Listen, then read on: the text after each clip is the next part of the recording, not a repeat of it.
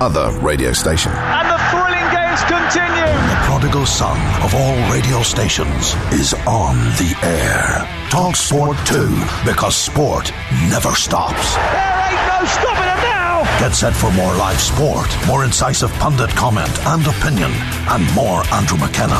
Thank you very much. That'll do. Sport radio that hits you for 6. Talk Sport 2. Goal there to a ball, and he's bowled him. He's dragged it back onto the stumps.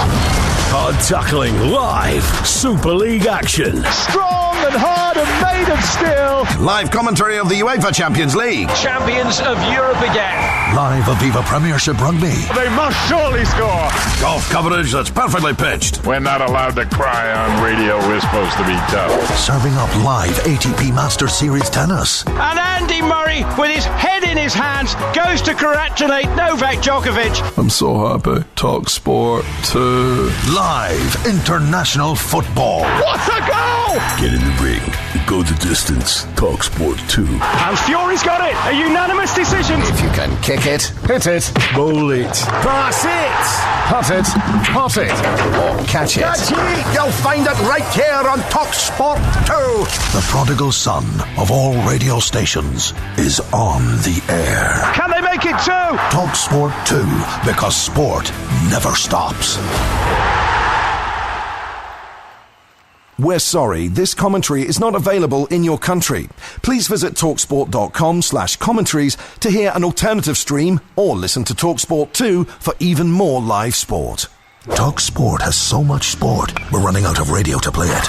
In fact, we've got enough rugby, cricket, horse racing, boxing, motor racing and golf for an entire other radio station. And the thrilling games continue. The prodigal son of all radio stations is on the air. Talk Sport 2, because sport never stops. There ain't no stopping them now. Get set for more live sport, more incisive pundit comment and opinion, and more Andrew McKenna.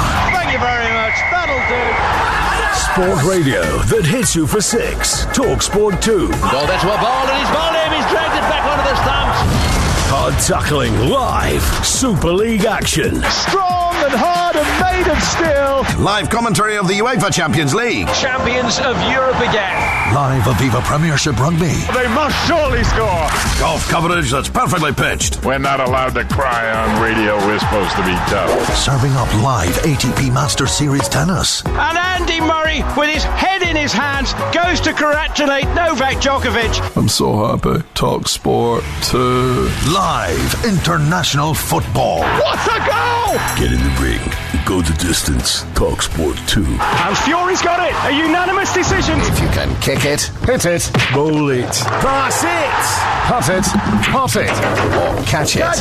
You'll find it right here on Talk Sport 2.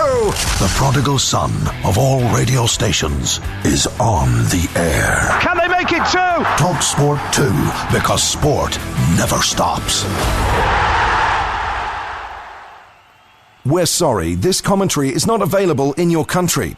Please visit talksport.com/commentaries to hear an alternative stream or listen to TalkSport 2 for even more live sport.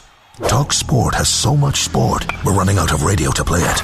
In fact, we've got enough rugby, cricket, horse racing, boxing, motor racing and golf for an entire other radio station. And the thrilling games continue. The prodigal son of all radio stations is on the air. Talk Sport 2, because sport never stops. There ain't no stopping them now. Get set for more live sport, more incisive pundit comment and opinion, and more Andrew McKenna.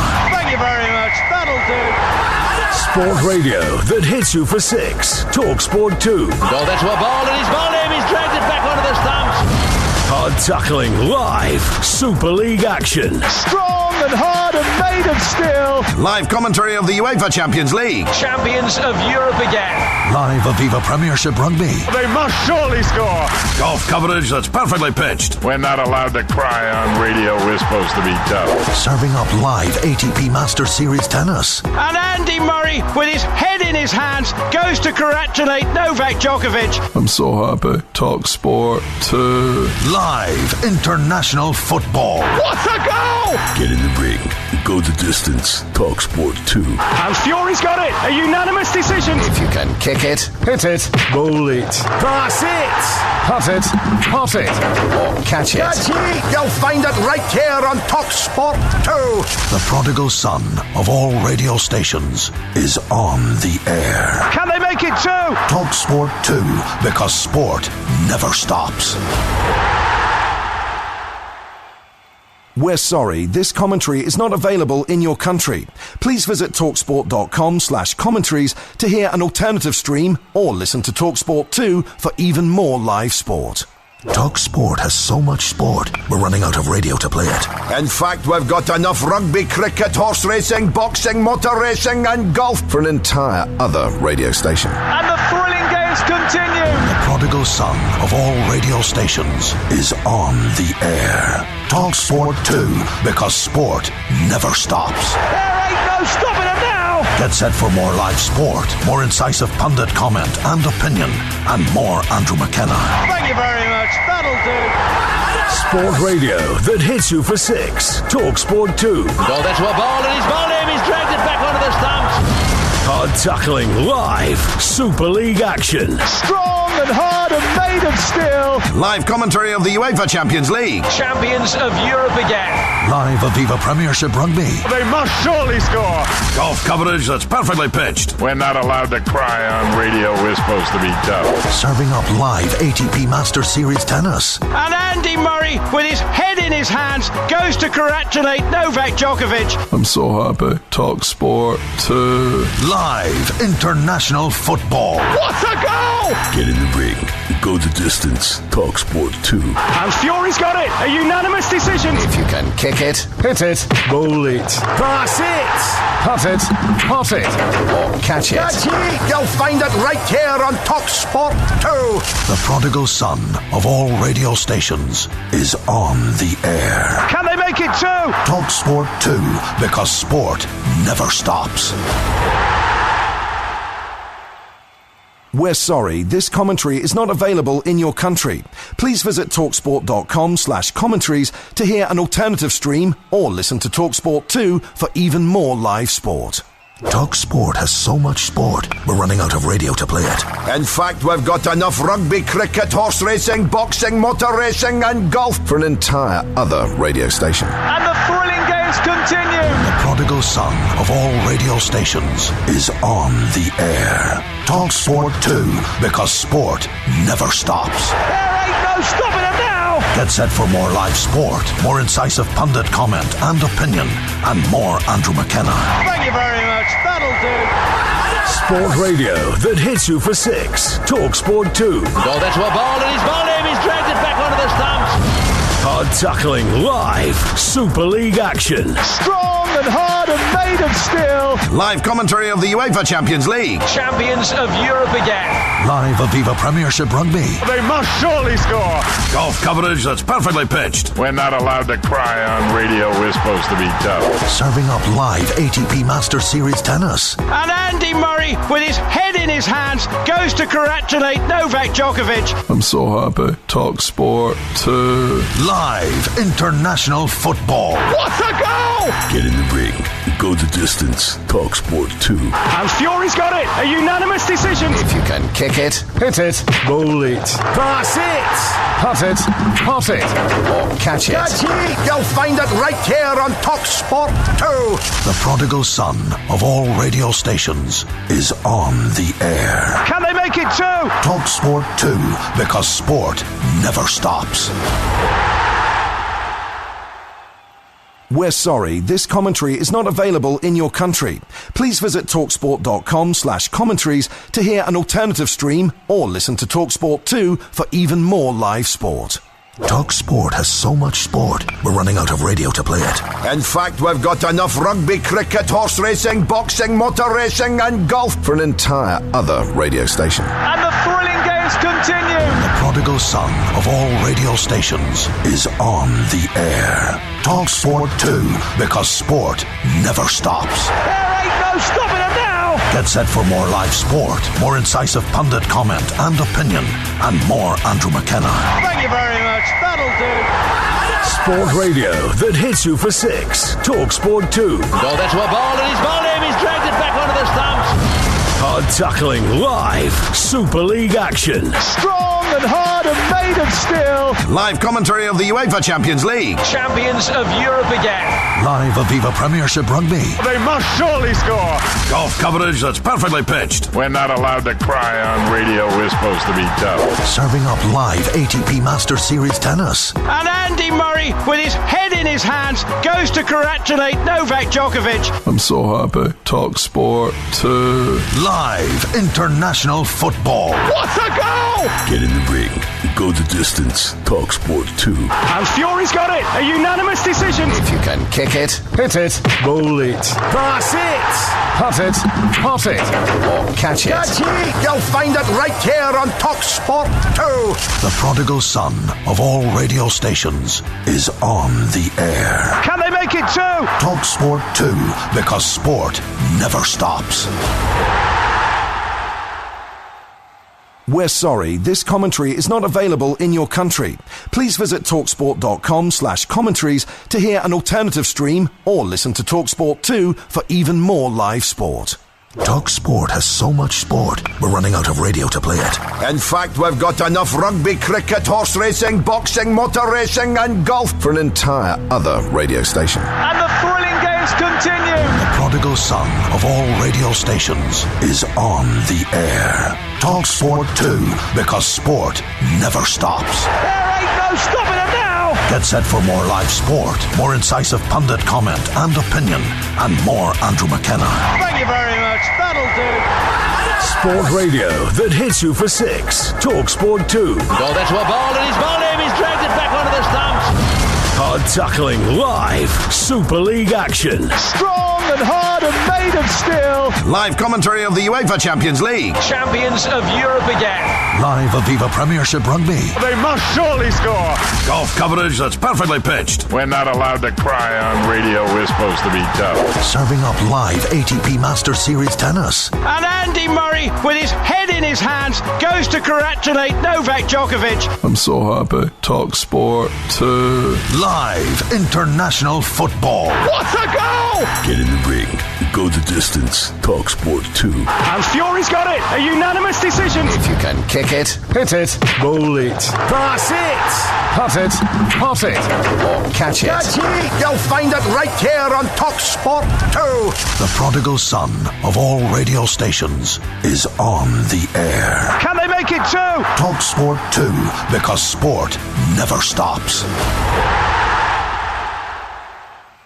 We're sorry, this commentary is not available in your country. Please visit talksport.com/commentaries to hear an alternative stream or listen to TalkSport 2 for even more live sport. Talk Sport has so much sport, we're running out of radio to play it. In fact, we've got enough rugby, cricket, horse racing, boxing, motor racing and golf for an entire other radio station. And the thrilling games continue. The prodigal son of all radio stations is on the air. Talk Sport 2, because sport never stops. There ain't no stopping them now. Get set for more live sport, more incisive pundit comment and opinion, and more Andrew McKenna. Thank you very much. That'll do. Sport radio that hits you for six. Talk Sport 2. Oh, that's a ball, and he's bowled him. He's dragged it back onto the stumps. Hard tackling live. Super League action. Strong and hard and made of steel. Live commentary of the UEFA Champions League. Champions of Europe again. Live Aviva Premiership Rugby. They must surely score. Golf coverage that's perfectly pitched. We're not allowed to cry on radio. We're supposed to be tough. Serving up live ATP Masters Series tennis. And Andy Murray, with his head in his hands, goes to congratulate Novak Djokovic. I'm so happy. Talk Sport 2. Live international football. What a goal! Get in the ring. Go the distance. Talk Sport 2. And Fury's got it. A unanimous decision. If you can kick it, Hit it. Bowl it. Pass it. Putt it. Pot it. or catch it. You'll find it right here on Talk Sport 2.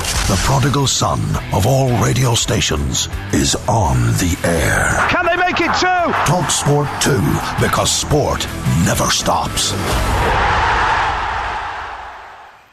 We're sorry, this commentary is not available in your country. Please visit talksport.com/commentaries to hear an alternative stream or listen to TalkSport 2 for even more live sport. TalkSport has so much sport, we're running out of radio to play it.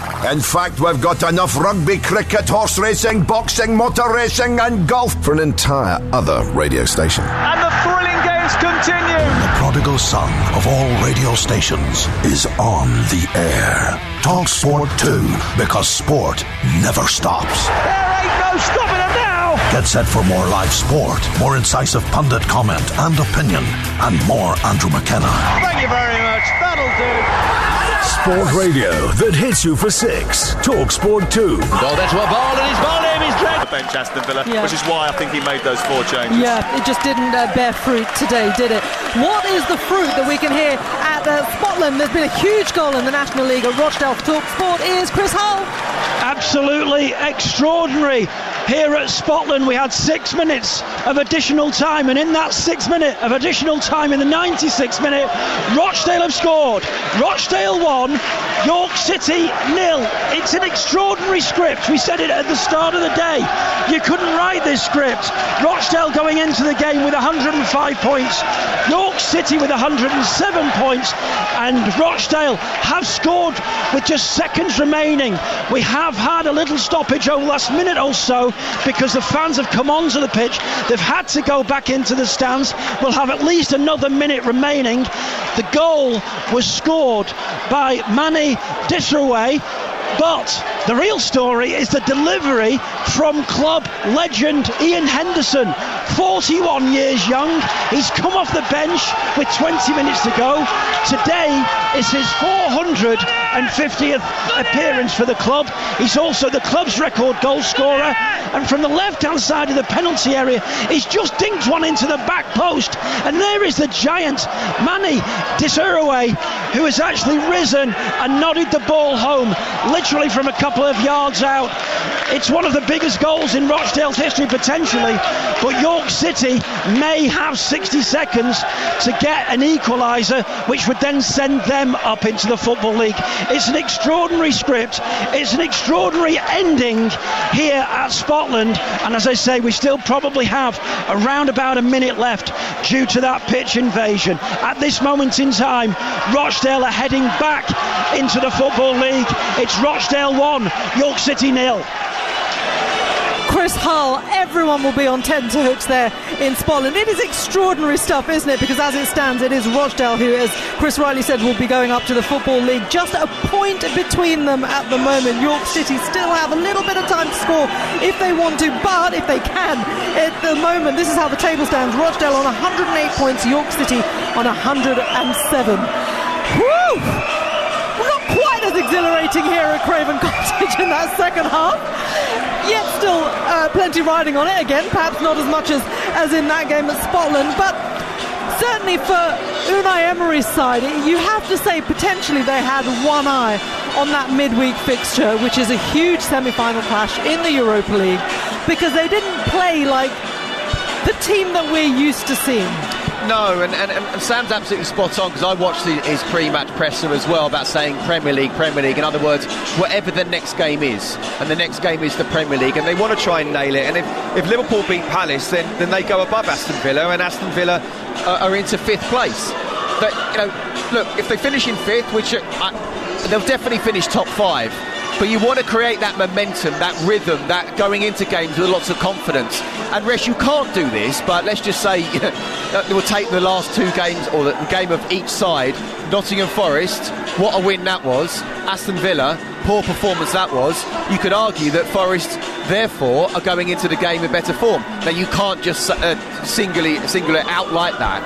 But Villa need to play a lot better against what is a Nottingham Forest side who feel they're safe and are now playing with a lot of confidence, and the shackles are off. Yeah, absolutely. That's it'll be absolutely key. You can, of course, hear that semi-final live on TalkSport on Thursday night. So as it stands with this scoreline here at Craven Cottage, Fulham go from 12th to 10th, 48 points, just 2 points off Brighton, who are in 6th, and Aston Villa remain in 4th for now. Of course, Liverpool play later, and they're level on points with Liverpool on 58. Okay, it's time for us to pick our man of the match with Enterprise Rent-A-Car. The Here For It hero on TalkSport with Enterprise Rent-A-Car. Whatever it is, we're here for it. Who are you going for, Scott? Do you know what? It's just not an easy one, because I just thought Fulham played really well as a team. There weren't any standout individuals. Obviously, Ryan Sessegnon got the winning goal. Well done for him. Being in the left-back union, I'd love to give it to him, but I'm not going to. I thought Emma Smith-Rowe, we just got to doff our cap a little bit just because of how hard he worked. Yeah, there's a lot of energy, wasn't it, today? It seems ridiculous to say, well done for working hard. You should do that, whatever position you are. But I thought that was his most hardest working game. But I'm actually going to give it to Raul Jimenez. I thought he led the line really well. We said before the game, why is he starting? First thing I said was goals. Well, he didn't get the goal, but he did everything else but. You know, a few times Sam mentioned that he bullied Ezri Konsa, and that physical presence that he gives and the ability still at his age to run the channels, to get that half a yard. I love his movement, and he just creates havoc, and I thought Raul Jimenez for me was the best player on the pitch. Fantastic. Raul Jimenez then, our Here For It hero, man of the match from today's game with Enterprise Rent-A-Car. The Here For It hero on TalkSport with Enterprise Rent-A-Car. Here for it. Book now at enterprise.co.uk.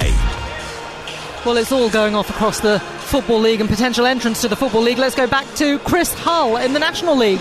Extraordinary at Scotland, because we thought that Rochdale were heading into the Football League, but York City have got a last gasp equaliser. It's quite unsure what's going to happen because the referee is walking off at the moment. The York City fans are on the pitch. He's consulting the stewards, but it's Rochdale 1, York City 1 at the back post. We think it might have been Josh Stones, but we have to get confirmation on that, because there were literally all the bodies inside the box. The ball went to the back post, and York City, what we do know is they have an equaliser. So at this moment in time, although Rochdale got that goal after 96 minutes, 6 minutes into added on time, there were a few seconds left.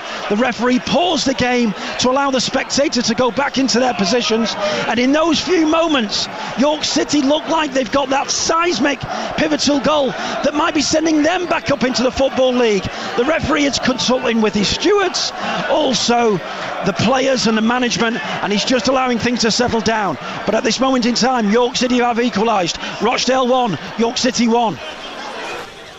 Do you know what? This is the thing we love about football. There is no script. You have absolutely no idea what is going to happen. But as it stands, as Chris rightly said, it's York City who are promoted to the Football League. Rochdale go into the playoffs. Would you believe Rochdale, as it stands, it's currently 1-1, of course, at Scotland.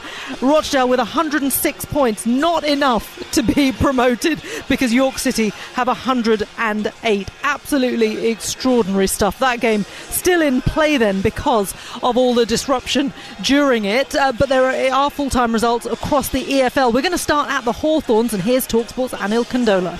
Yes, where it's finished, West Brom 0, Ipswich 0. An entertaining game in the West Midlands, and despite no side finding that breakthrough, they certainly had their chances. Daryl DK had a golden opportunity for West Brom after 52 minutes as he saw his shot acrobatically saved by Christian Walton. The Ipswich keeper has been fantastic all afternoon and single-handedly kept his side in this game. Defender Cedric Kipri did have the ball in the back of the net for Ipswich on the 70-minute mark, as his shot was of course over the line, but deemed rightly so offside by the linesman. In the grand scheme of things, a point isn't the worst result for Ipswich, who know with their superior goal difference over Millwall, 3 points should all but secure their return to the Premier League once again under Kieran McKenna. But the day belongs to the Baggies. After receiving a 2-point deduction from the EFL yesterday, this point this afternoon in their final home game of the season once again seals their championship status for next season. Full time here at the Hawthorns, where it's finished West Brom 0, Ipswich 0. Yeah, it could have been a hairy one with that points deduction, but West Brom are now safe. Ipswich goes second ahead of Millwall on goal difference, and they have a game in hand as well. However, that match is away to 5th place Southampton, who are 4 points behind them with 2 games to go. That match, it will be live on TalkSport 2 on Tuesday night. Now, Middlesbrough, they are 4th, and they're also still in with an outside chance of an automatic promotion place. It is full-time at the Riverside. Here's TalkSport's Graham Courtney. And it is finished. Middlesbrough 5, Watford 1. Borough hitting form just at the right time. Morgan Whittaker, he opened the scoring after 6 minutes. He's on fire at the moment. Lovely free kick from the edge of the D. And then the Borough got their second just on the stroke of half-time through David Strellick. Bit of a tap-in. Watford, well, they did break their goal-scoring duck. That was with a tap-in from James Abankwah after 58 minutes. Hadn't scored in the previous 3, but it didn't stop the Borough. Whittaker again got his second on the hour. That's his 14th of the season. Tommy Conway put away a penalty after 75, and he then scored an absolute beauty, bit of a solo effort in the 91st minute. So yeah, Middlesbrough confirming their place in the playoffs. They were there just about already. It wasn't mathematical, but it is now, and they keep those automatic promotion hopes alive. They're up to 4th. At least Watford managed to score for the first time in 4 games. Borough hitting form just at the right time. Finished at the Riverside. Middlesbrough 5, Watford 1. Great stuff, Graham. Thank you very much. It's all over at the Valley as well, and it's gone well for the home side. Here's Rebecca Adams.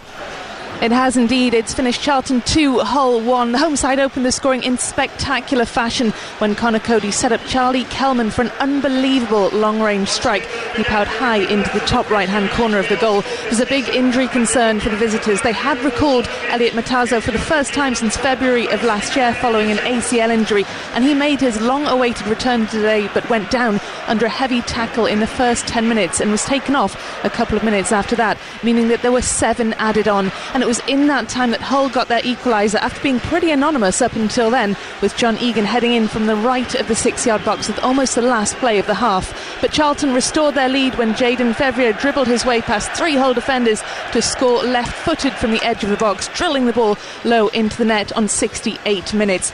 So it's finished 2-1, and that defeat means that Hull missed the chance to move into the playoffs, while Charlton are guaranteed Championship football next season. Charlton 2, Hull 1. Yeah, and that means that Oxford United are relegated. They're joining Sheffield Wednesday and Leicester City in League One next season. Let's get the full times in League One then. Stockport 3, Peterborough 1 is how it finished. Stockport are looking good for that playoff place, but Peterborough still need one more win to be certain of staying in the 3rd tier. Finished Doncaster 1, Stevenage 1, so Stevenage have just opened the door a little bit for Luton Town to close the gap in the hunt for that last playoff spot. That Hatters can go within a point of Stevenage if they beat Barnsley at 3 p.m. today. What about League 2 then? It finished Grimsby 4, Swindon 0. A huge result then for the home side. Grimsby leapfrog Swindon and look good for a playoff place now. And it is full time at Stadium MK, and MK Dons are promoted. Here's TalkSport's Mike McCarthy.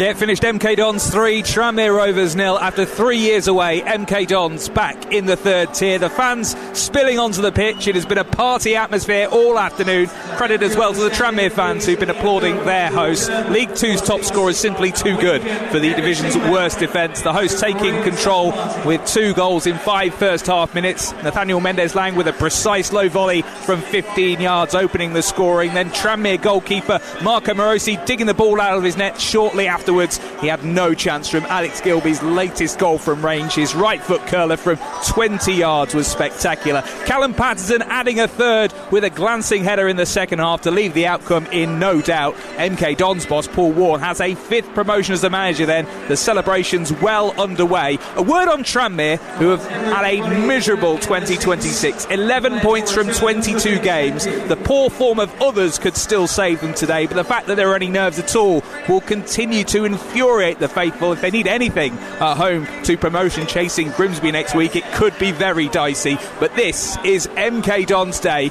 Promotion sealed in style, and they will be hot favourites to seal the League 2 title at Fleetwood next week. MK Dons 3, Tranmere Rovers 0.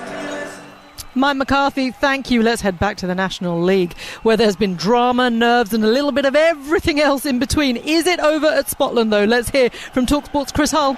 It's finally over.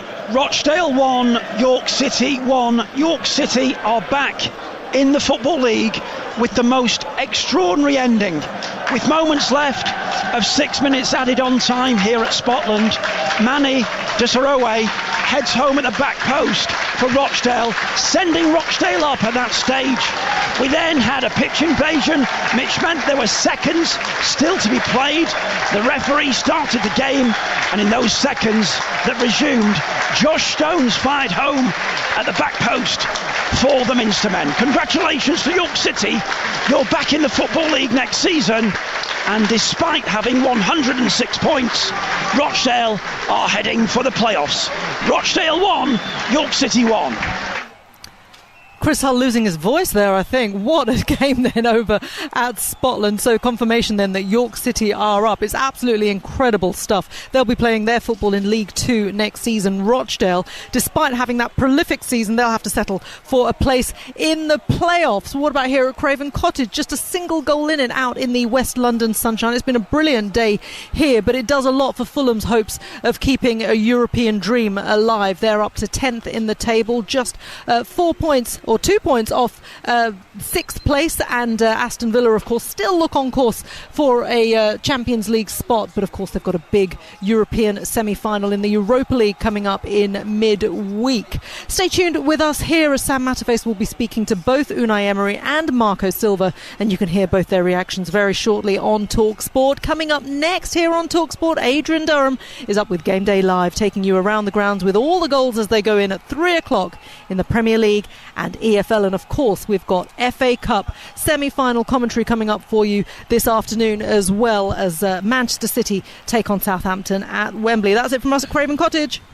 Game day exclusive on TalkSport with Sky Sports. Stream the biggest Premier League games flexibly with Now, like Arsenal versus Newcastle United live today. Search Now Sports. 18 plus. Screen via internet. Terms apply.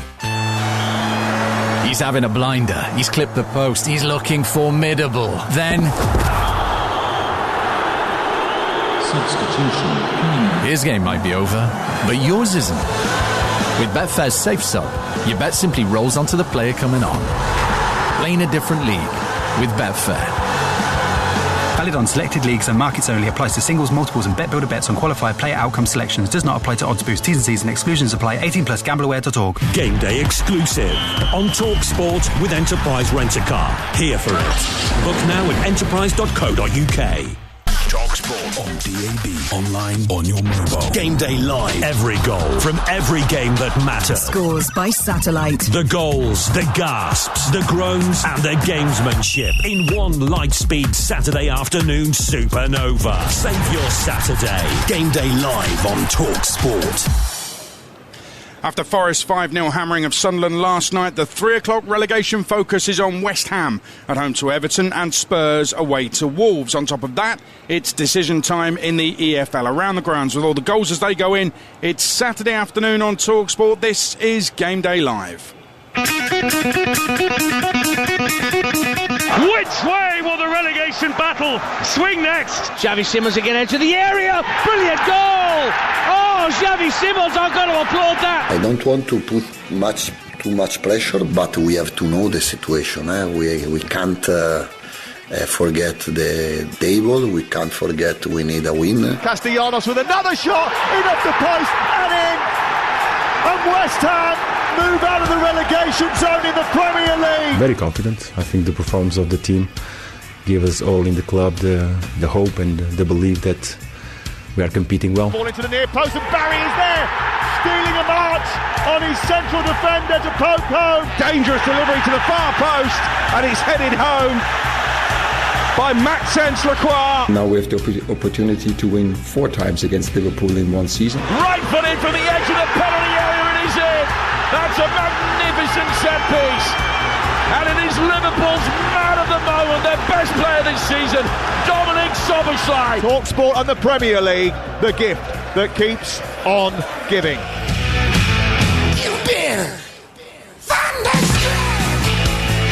Good afternoon, I'm Adrian Durham, live at Wembley, where we bring you commentary of the first FA Cup semi-final. It's at 5:15, so a little while to wait. It's Man City against Championship Southampton. Both have beaten Arsenal in recent weeks.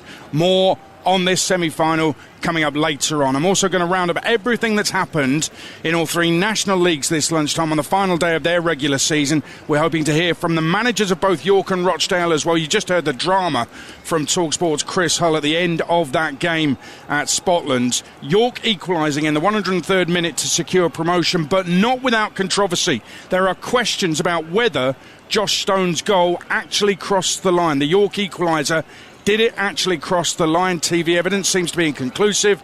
More on that to come. We'll get the manager's reactions as well. And I'll go through the lunchtime EFL results. West Brom and Charlton safe. Oxford relegated. MK Dons promoted from League 2, and the Posh lose again. Let's bring in our guys. Former Liverpool and Rangers midfielder Charlie Adam is at Anfield for Liverpool against Palace. Charlie, how you doing? Yeah, very well, thank you. Good to have you with us on the show. We've got Premier League winner Mark Are Brighton at Wolves. Spurs, Mark, you okay? Yes, very good, thank you. Need some reaction from you on Aston Villa losing at Fulham. Their top 5 place isn't in danger, but I don't know if this is the right way to warm up for that big semi-final coming up on Thursday with Nottingham Forest battering Sunderland last night. What do you make of the Villa performance? Yeah, it just looked a little bit laboured, I'll be honest. I think that was an opportunity to try and really secure it, not mathematically, but go a long way to securing that Champions League, that 4th spot, if not 5th. And obviously you want to carry momentum towards this back end of the season, and I think that just kind of hampers that. But Unai Emery will get on rallied, ready for Nottingham Forest. Well, I'll tell you what, Thursday. Mark, we can actually hear from Unai Emery now live from Fulham with TalkSport's Declan McCarthy. Thank you, Adrian. Unai, thanks for your time. What's your overriding feeling from 90 plus minutes of football? Good afternoon. Of course, frustrated for the result, but everything we were expecting before the match, more or less in 90 minutes, happened. We were the first half defensively strong. We were as well defending our box. We were taking some transition, and we created 2 chances to score. We had some corners. As well, when we needed to keep all possession was difficult because they were pressing high press individually, man to man, and was not easy. But even like that, we could create in attack those chances like we did with Watkins and with Morgan. Of course, we must be clinical as well. Mm-hmm. But more or less, we expected it, and we conceded 1 goal. Very good goal they scored. And of course the match was completely different the second half. We dominated more time to keep ball possession, and through it as well we didn't concede transition for them. They scored 1 goal, but we refused it, and we created another 2 very good chances to score. Remembering in the past and the last match we played in Nottingham in Premier League, we had the same chances to score. And of course, something for me is frustrating when we are not progressing, learning, and trying to get the same situation, the same action, being different. But of course, keep going, keep working, keep creating chances, and the next matches, hopefully, we can be more clinical. It isn't frequently that we're speaking after games where Villa haven't scored in a game. Is that somewhat the biggest frustration? Why do you think you couldn't convert those chances today? Yes, we created the chances we planned before. Of course, it's better to create more chances, but it's difficult because they are defending well, and more or less my expectation before the match was we can maybe create 5 corner offensively. We can create as well maybe 3, 4, 5 chances like we did. And of course, then we need to be clinical, and we need as well to maybe the last pass, the last shoot, try to improve it. Certainly a big week for the club. Do you think that played in the players' mindset at all? The players must be focused now 100% in each competition when we are playing Premier League, because it's not done. It's not done.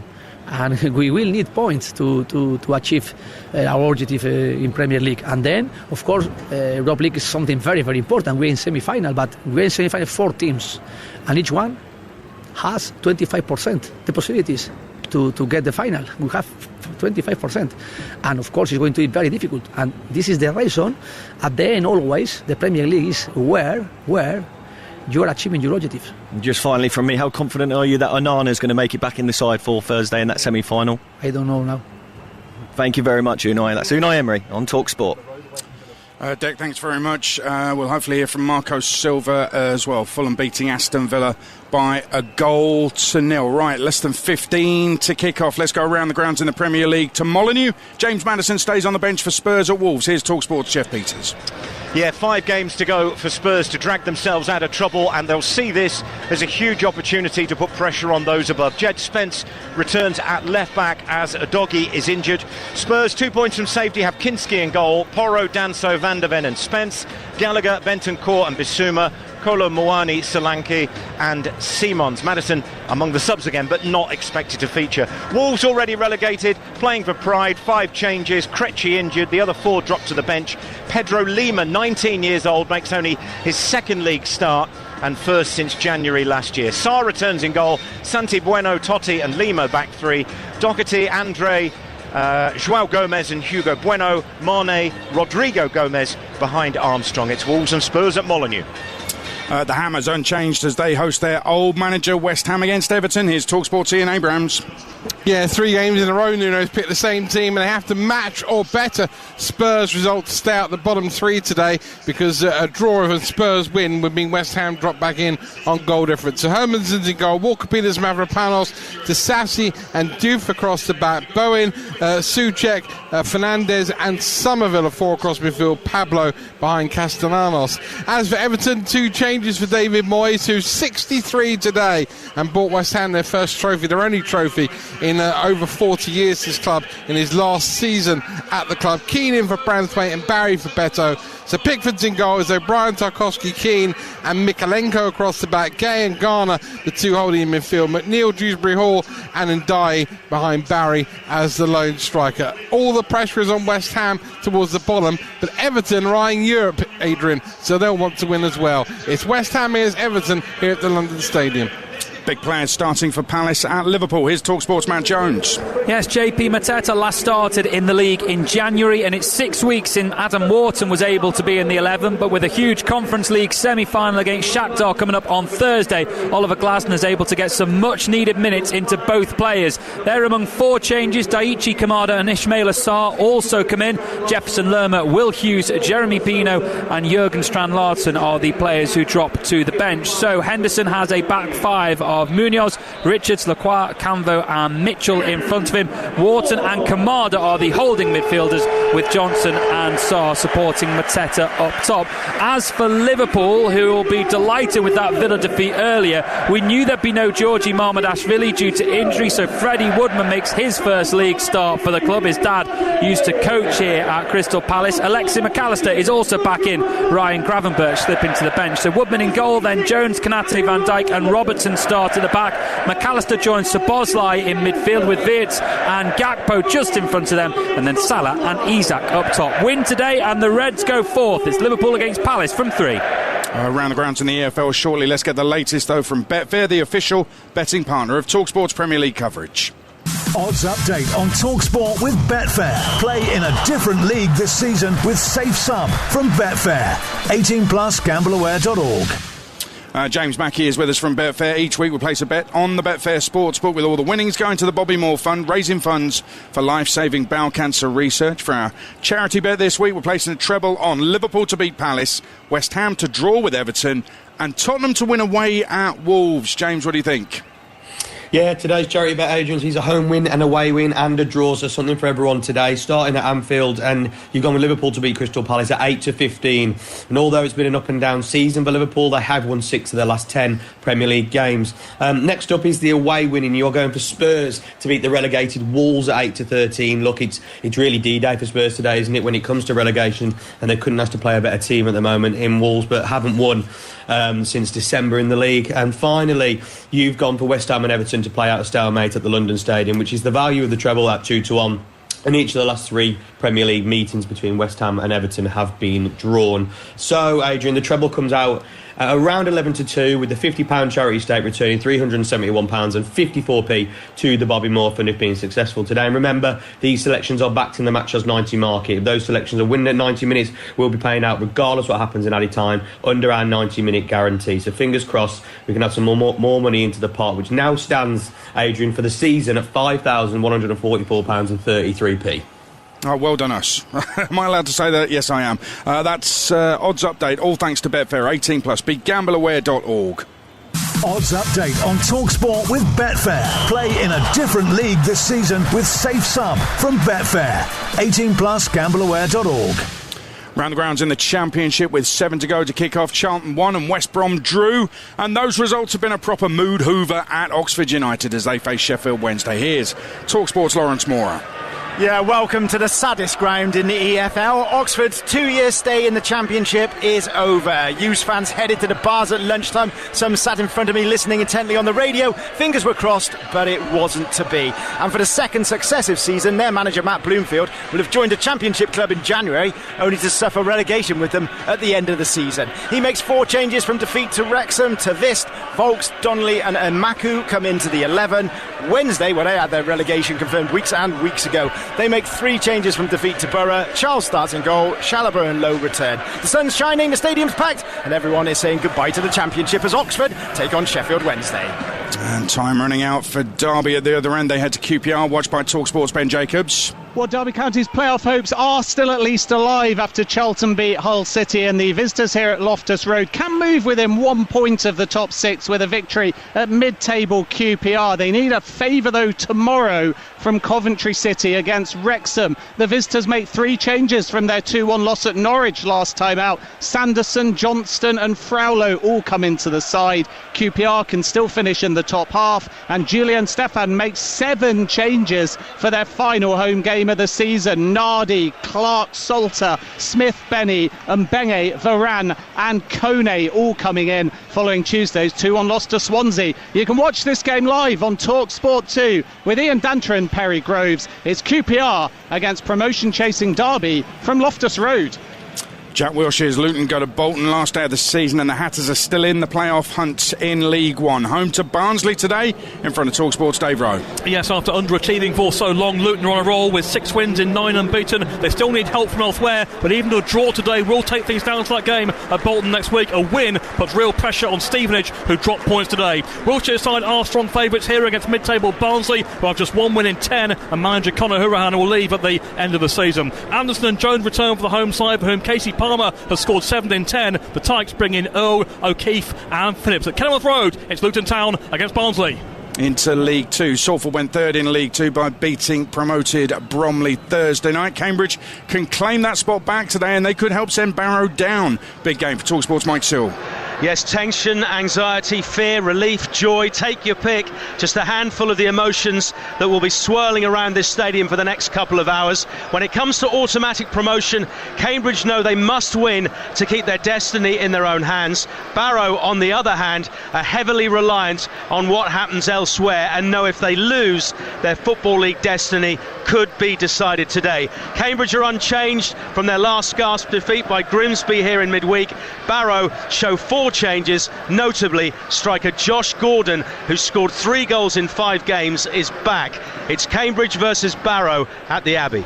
And let's go back to League One. Bolton as good as in the playoffs. Bradford will be joining them. They meet in Yorkshire, watched by TalkSport's Mickey Gray.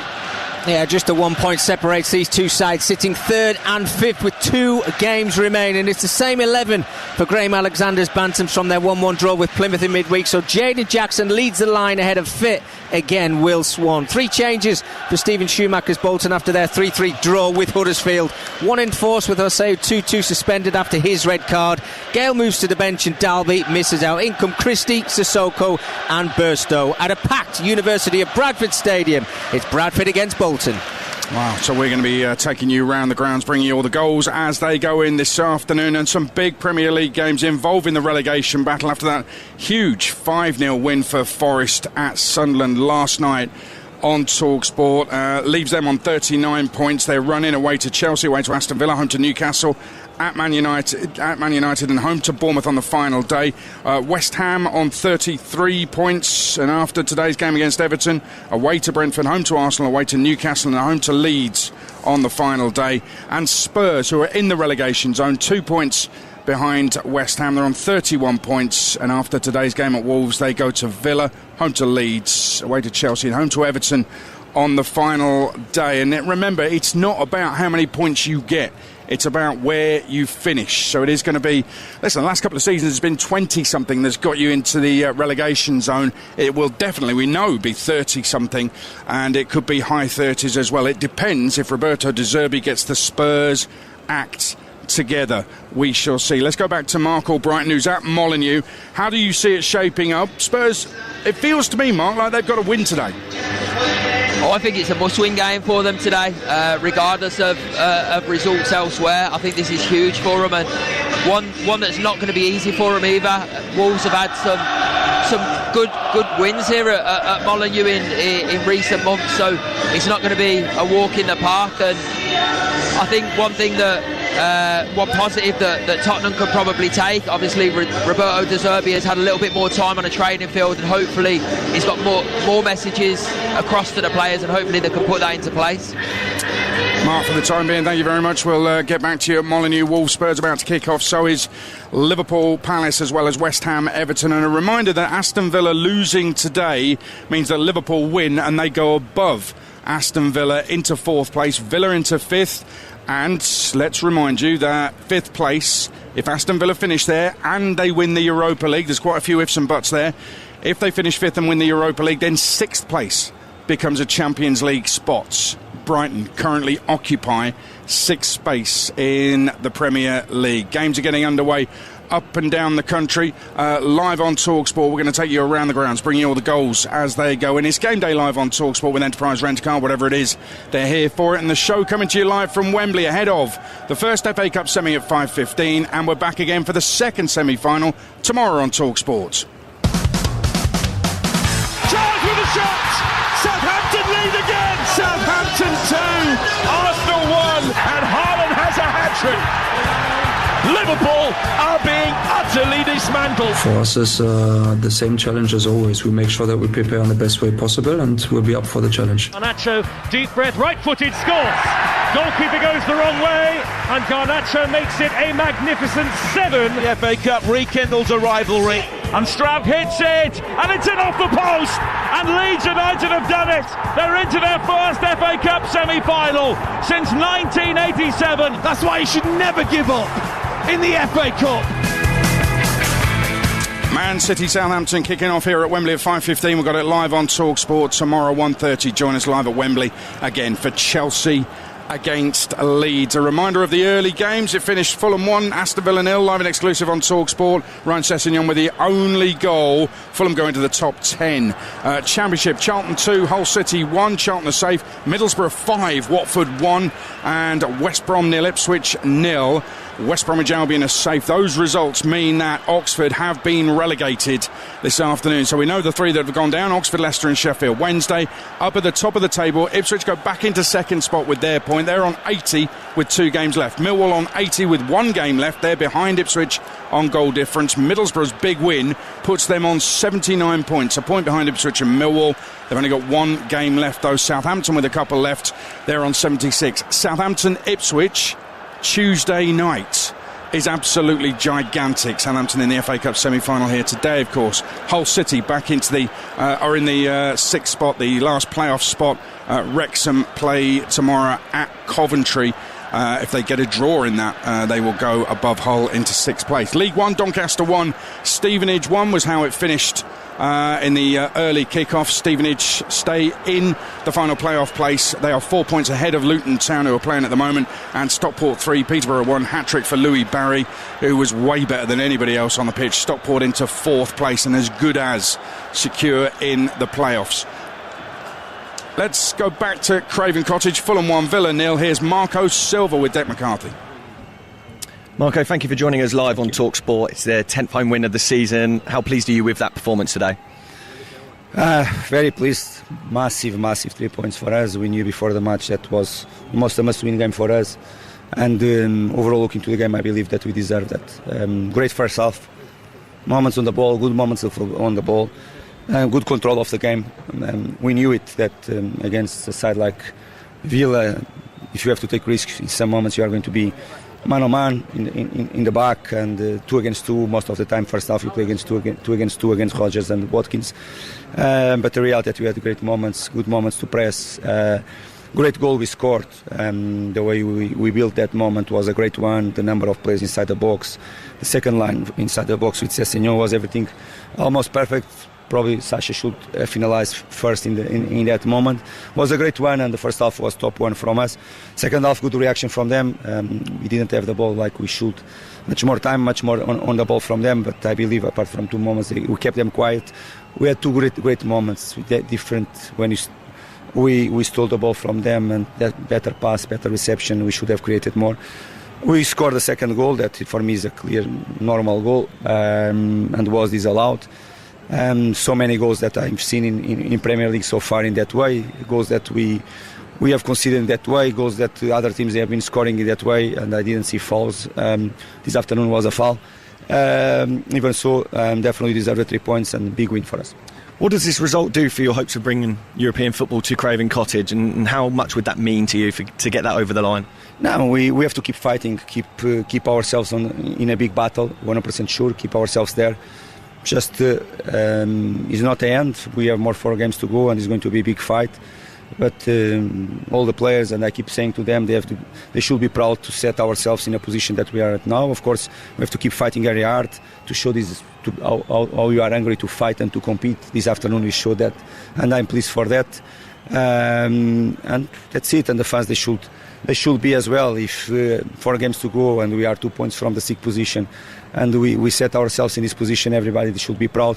Everybody keep fighting very hard, as on the pitch, fans off the pitch, because we need their support until the end. And just a word on Emil Smith-Rowe, standing ovation for him when he came off. How impressed were you with his contribution? What a work he's doing. I know that a player like him he has to keep scoring goals and making assists. His main job is to be decisive in terms of goals.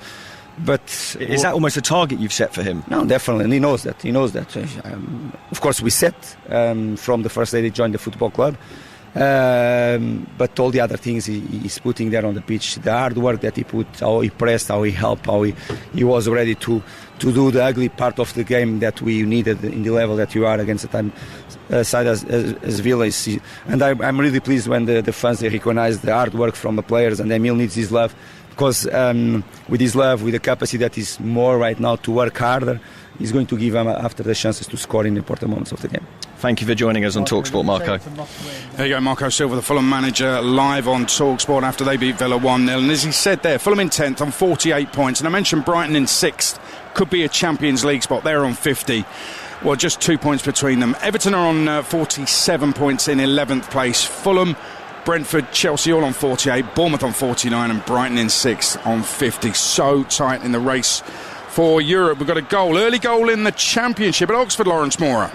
Yeah, Oxford 1, Sheffield Wednesday 0. Oxford may be going down, but Will Lancashire has given them the perfect start here. His 11th of the season. The ball pinged out towards Stan Mills on the right-hand side. He took one touch out of his feet, whipped to the front post, and it was a glorious little finish between his legs. A little back heel by Will Lancashire to nutmeg the goalkeeper and send the ball into the back of the net. Wednesday get battered everywhere we go. It's what the Wednesday fans are singing at the moment. It's Oxford 1, Sheffield Wednesday 0.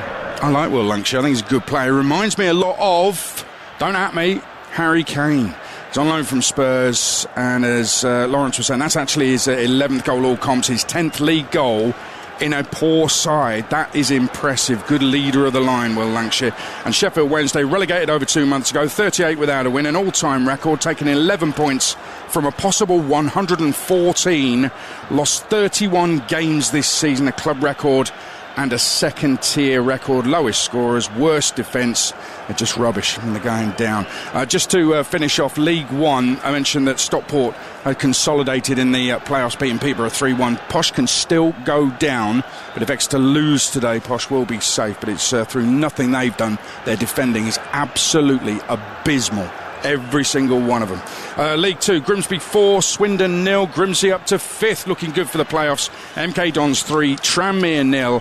MK Dons promoted. Tranmere safety will maybe be confirmed a little bit later on, otherwise it will go to the last day of the season. And in the National League, Rochdale 1, York 1. York promoted. I've had a good look at that equalising goal from Josh Stones in the 103rd minute, and it did look to me to be over the line. Right, let's go round the grounds to Molineux in the Premier League. Marco Brighton and Jeff Peters.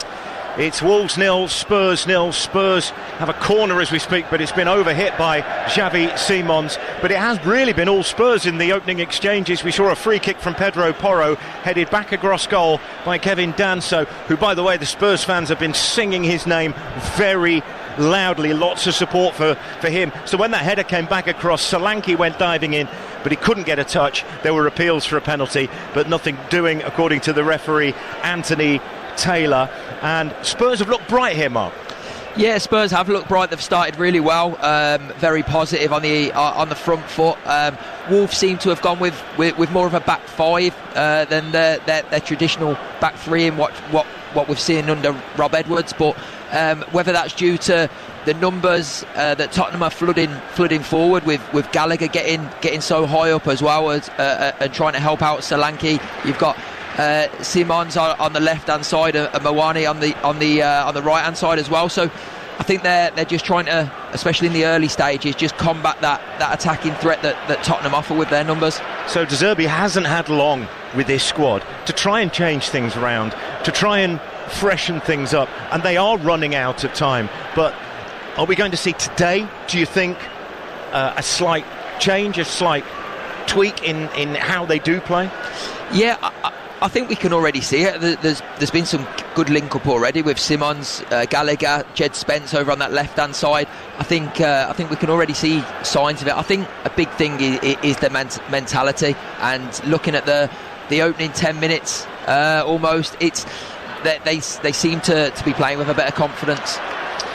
Well, Spurs are in possession. They may well have another little counter-attack here. We'll just stay with it for the moment, but Xavi Simons is forced to play it back to the halfway line. Bright start, bright sunshine. Wolves 0, Spurs 0. More goals going in. Aberdeen lead Kilmarnock 1-0. Aberdeen still not safe. Afiz Aremu with the goal. Bristol Rovers 1, Cheltenham 0. Ellis Harrison. Both sides say Bristol Rovers' form has been phenomenal. 2 months ago, Steve Evans' side were 2 points clear of the relegation zone. They're now 22 points clear, and they're winning today as well. Plymouth took the lead against Port Vale, who are already relegated. Plymouth still in with a chance of the playoffs. Canadian international Bim Pepple with the goal on 3 minutes. They then had their keeper, Connor Hazard, sent off Plymouth. So they're down to 10 men. Had to change the keeper, but they are 1-0 up against Port Vale. Barnet 1, Gillingham 0. Callum Stead with the goal. 3 straight wins for Barnet. They're in the playoff mix. That scoreline keeps them still outside the playoffs in the live table. They're away to Harrogate, though, on the final day, which should be very winnable. And in the Championship, Birmingham 1, Bristol City 0. Phil Neumann has put Birmingham in front. Preston 1 up at Sheffield United. Liam Lindsay with the goal. It's not a great end to the season for the Blades. Right, let's head to the London Stadium. TalkSport, Ian Abrams. 10 minutes gone, West Ham 0, Everton 0. First 8 minutes was all Everton. West Ham in the sunshine looked like the team that have nothing to play for and were very lackadaisical, apart from Mavropanos and Disasi at the back, thankfully, because a couple of crosses did look dangerous. But in the last couple of minutes, West Ham were woken up. First, Jared Bowen had a shot from inside the penalty area, blocked by Mikalenko, and Somerville's just been tripped outside the penalty area. I'd say 5 yards maybe outside the penalty area by James Garner. So West Ham have a dangerous free kick. The one thing I would say is this is the first game, of course, West Ham have had at home since Karen Brady departed the club. Not a popular figure here among the West Ham fans. The atmosphere did seem a little bit more improved ahead of kickoff because of that, possibly. Who knows? Or maybe West Ham's improved form. Let's just stay with this free kick if we can for a second or two, because it's, as I say, 5 yards outside the penalty area. It's left of centre over at Diouf and Fernandez. There's 4 in the Everton wall. Pickford obviously behind that. I would suspect probably it'll be Fernandez who's going to hit this one. The referee, Stuart Atwell's taking his time in letting West Ham get on with it, but they are going to do so now. David Moyes has gone to sit back down on his chair. She plays it in, headed goalwards and just over the top by Souček. West Ham 0, Everton 0. Yeah, West Ham 3 years ago this week, they'd battered Ghent in their Europa Conference League quarter-final. They'd won 4-0 at Bournemouth, won 1-0 at Fulham, drew 2-2 with Arsenal. 2 years ago, it was David Moyes' last season at West Ham. They'd just got knocked out of the Europa League quarters by that virtually invincible Bayer Leverkusen side. Moyes left them in the top 10 in the Premier League, and here they are fighting relegation. Let's head to Loftus Road. Goal there in the Championship, Ben Jacobs. QPR 1, Derby County 0, potentially a goal that will end Derby's promotion push. It's Harvey Vale, the former Chelsea man, Daniel Beanie, breaking in transition down the right-hand side. Little cut back to Vale, but he had a lot to do. Vale had hit the post inside 5 minutes. He went for the same spot on the near right-hand side, and he rifled it into the right-hand corner for QPR 1, Derby County 0. Yeah, Derby need to win both to have any chance of the playoffs. They've lost 3 of their last 5 as well. John Eustace's side, he was actually he was a caretaker manager at Queen's Park Rangers a few years ago after Steve McLaren was sacked. That was 7 years ago, in fact. He was in charge of QPR, John Eustace, 7 years ago this week when they lost 2-0 at Derby County. Harry Wilson scored both goals for Derby in injury time. Frank Lampard was the Derby manager. More goals. Bottom of the Scottish Championship, Ross County still in with a shout of survival. They lead Morton by a goal to 0. League 2 strugglers Newport lead Oldham 1-0. Bobby Calmer, former Leeds man, with the goal. And Cardiff 1, Northampton 0. Cardiff already promoted. Ollie Tanner with the goal. Northampton already relegated lose this, and it's a new club record, 9 consecutive defeats. Let's go back to the Premier League, to Anfield with Charlie Adam and Matt Jones. Liverpool 0, Crystal Palace 0 here. The Liverpool fans have just been protesting about the rising ticket prices that is going to be taking place over the next few years. There's a big banner up at the moment that says "Don't kill the cop," and the fans on the cop have been holding up a yellow placard for showing the owners the yellow card, so making their thoughts known on that. But in terms of what's going on the field, not too many chances of note so far. Palace have had the best of them from open play. Richards heading over the bar from close range from Wharton's float across into the box. At the other end, the closest Liverpool have actually come is from a Mo Salah corner that he put up right on top of Henderson. Van Dijk was there battling to try and get on the end of it, but the goalkeeper did really well to manage to beat it away. Charlie Adam, Liverpool, they've struggled a little bit at the back, haven't they? And you've been pointing out where that problem on their right-hand side has come from. Yeah, again, it's Mo Salah's just opening the channel because Palace are playing wing back, so Mitchell wants to come really high, and then you've got Brennan Johnson coming inside, so Curtis Jones doesn't know if he deals with full back, wing back or inside. What's happening is he's dealing with the inside one, and Mo Salah's actually just opening the channel up to Tyreek Mitchell all the time, and they're getting causing problems down that side because of that. Mo Salah needs to be a little bit narrower, force it wide, and then he could be able to press the ball. But that opportunity for Wharton, cross with the right foot, and Woodman, he tries to come and clear it and he can never get anywhere near it, so he needs to relax a little bit. I could see some of the players saying to him when it goes back to his feet, calm, we just need to get control of the game first, and then, because it's a nervous moment for him as a goalkeeper coming into this game at Anfield. He played really well when he got the opportunity last week, but it's different when you start a game. So no, it's been a decent enough start from both teams, but no real big moments. Just a 6th Premier League appearance for Woodman, and only his 2nd for Liverpool, the first of them being in the derby last weekend. He was a summer signing from Preston, has previously played for Newcastle in the top flight, but that was 4 years ago. It's Liverpool 0, Palace 0 here at Anfield. Gillingham have equalised at Barnet. Sullivan Booth with a goal. 1-1. In fact, Barnet have gone back in front. Callum Stead's just scored. Barnet 2, Gillingham 1. Beast still in with a chance of the playoffs. In League 1, Mansfield having a really good end to the season. Lead 1-0 at Huddersfield. Lucas Akins, the veteran, with the goal. In fact, they're having such a good end to the season. They could have their highest league finish since 1987. Mansfield Town, if they finish higher than 15th in League 1, that's their highest finish since 1987. Top scorer in that Mansfield side was a striker called Keith Cassells.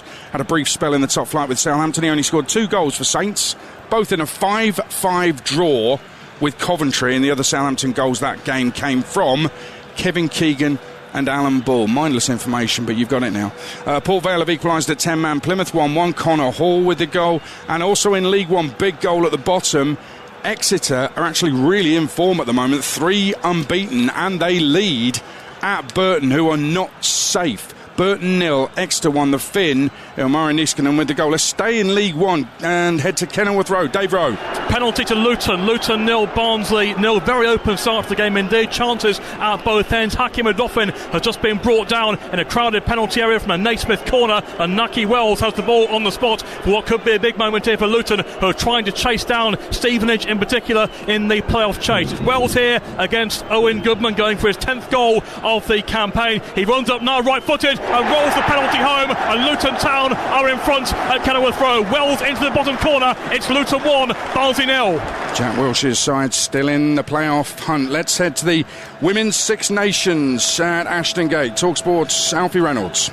Well, we've literally just got underway in the second half here at Ashton Gate. It's England 29, Wales 12, as expected from that first half. England leading. Much sloppier England performance, though, than what we saw last week against Scotland. And Wales, despite the fact that they're trailing, they might be encouraged by a couple of their tries. In terms of the action on the pitch, England, 5 tries scored in the first half. Maddie Feyanati, the winger Millie David on her debut, Marley Packer, and then Meg Jones crossing twice. The second of the Meg Jones tries, a brilliant team move right at the end of the first half, where they tapped and went from a penalty inside their own half. The Welsh tries scored by Ciara Bevan and Kelsey Jones. So at the moment we've just got underway in the second half in the sunshine here at Ashton Gate. England on course to remain unbeaten in this year's Six Nations. 40 minutes to go. The score at the moment, England 29, Wales 12.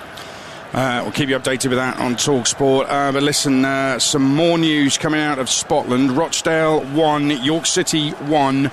Rochdale scored what they thought was the winner to take them into League 2 in the 95th minute, and then York scored in the 103rd minute. I've had a good look at it. I think it was over the line, but the Rochdale manager, Jimmy McNulty, says he's not doing any media interviews today because, quote, he's absolutely devastated. That's the official club position. Manager not talking because he's absolutely devastated. Rochdale 1, York 1 means York City are promoted elsewhere. National League North, Fylde won the title, leaving South Shields in the playoffs with Kidderminster and Macclesfield, as well as Buxton, Scarborough and Chester. Leamington and Peterborough Sports were already down. Alfreton and Curzon Ashton played each other today. Curzon Ashton scored a 99th minute equaliser for a 3-3 draw. Didn't matter, both went down. Hereford's draw kept them up on goal difference. And in the National League South, Worthing won to seal the title and promotion, leaving Hornchurch in the playoffs, along with... And by the way, the playoff places in National League South were wild at the start of the day. Torquay, Dorking, Hemel, Weston-super-Mare and Maidenhead on goal difference. Ebbsfleet miss out. Relegation places were already sorted. Eastbourne, Enfield, Town, Chippenham and Bath City all down. No goals in the Premier League as yet. It's Game Day Live on TalkSport. Game Day Live on TalkSport with Enterprise Rent-A-Car. Here for it. Book now at enterprise.co.uk.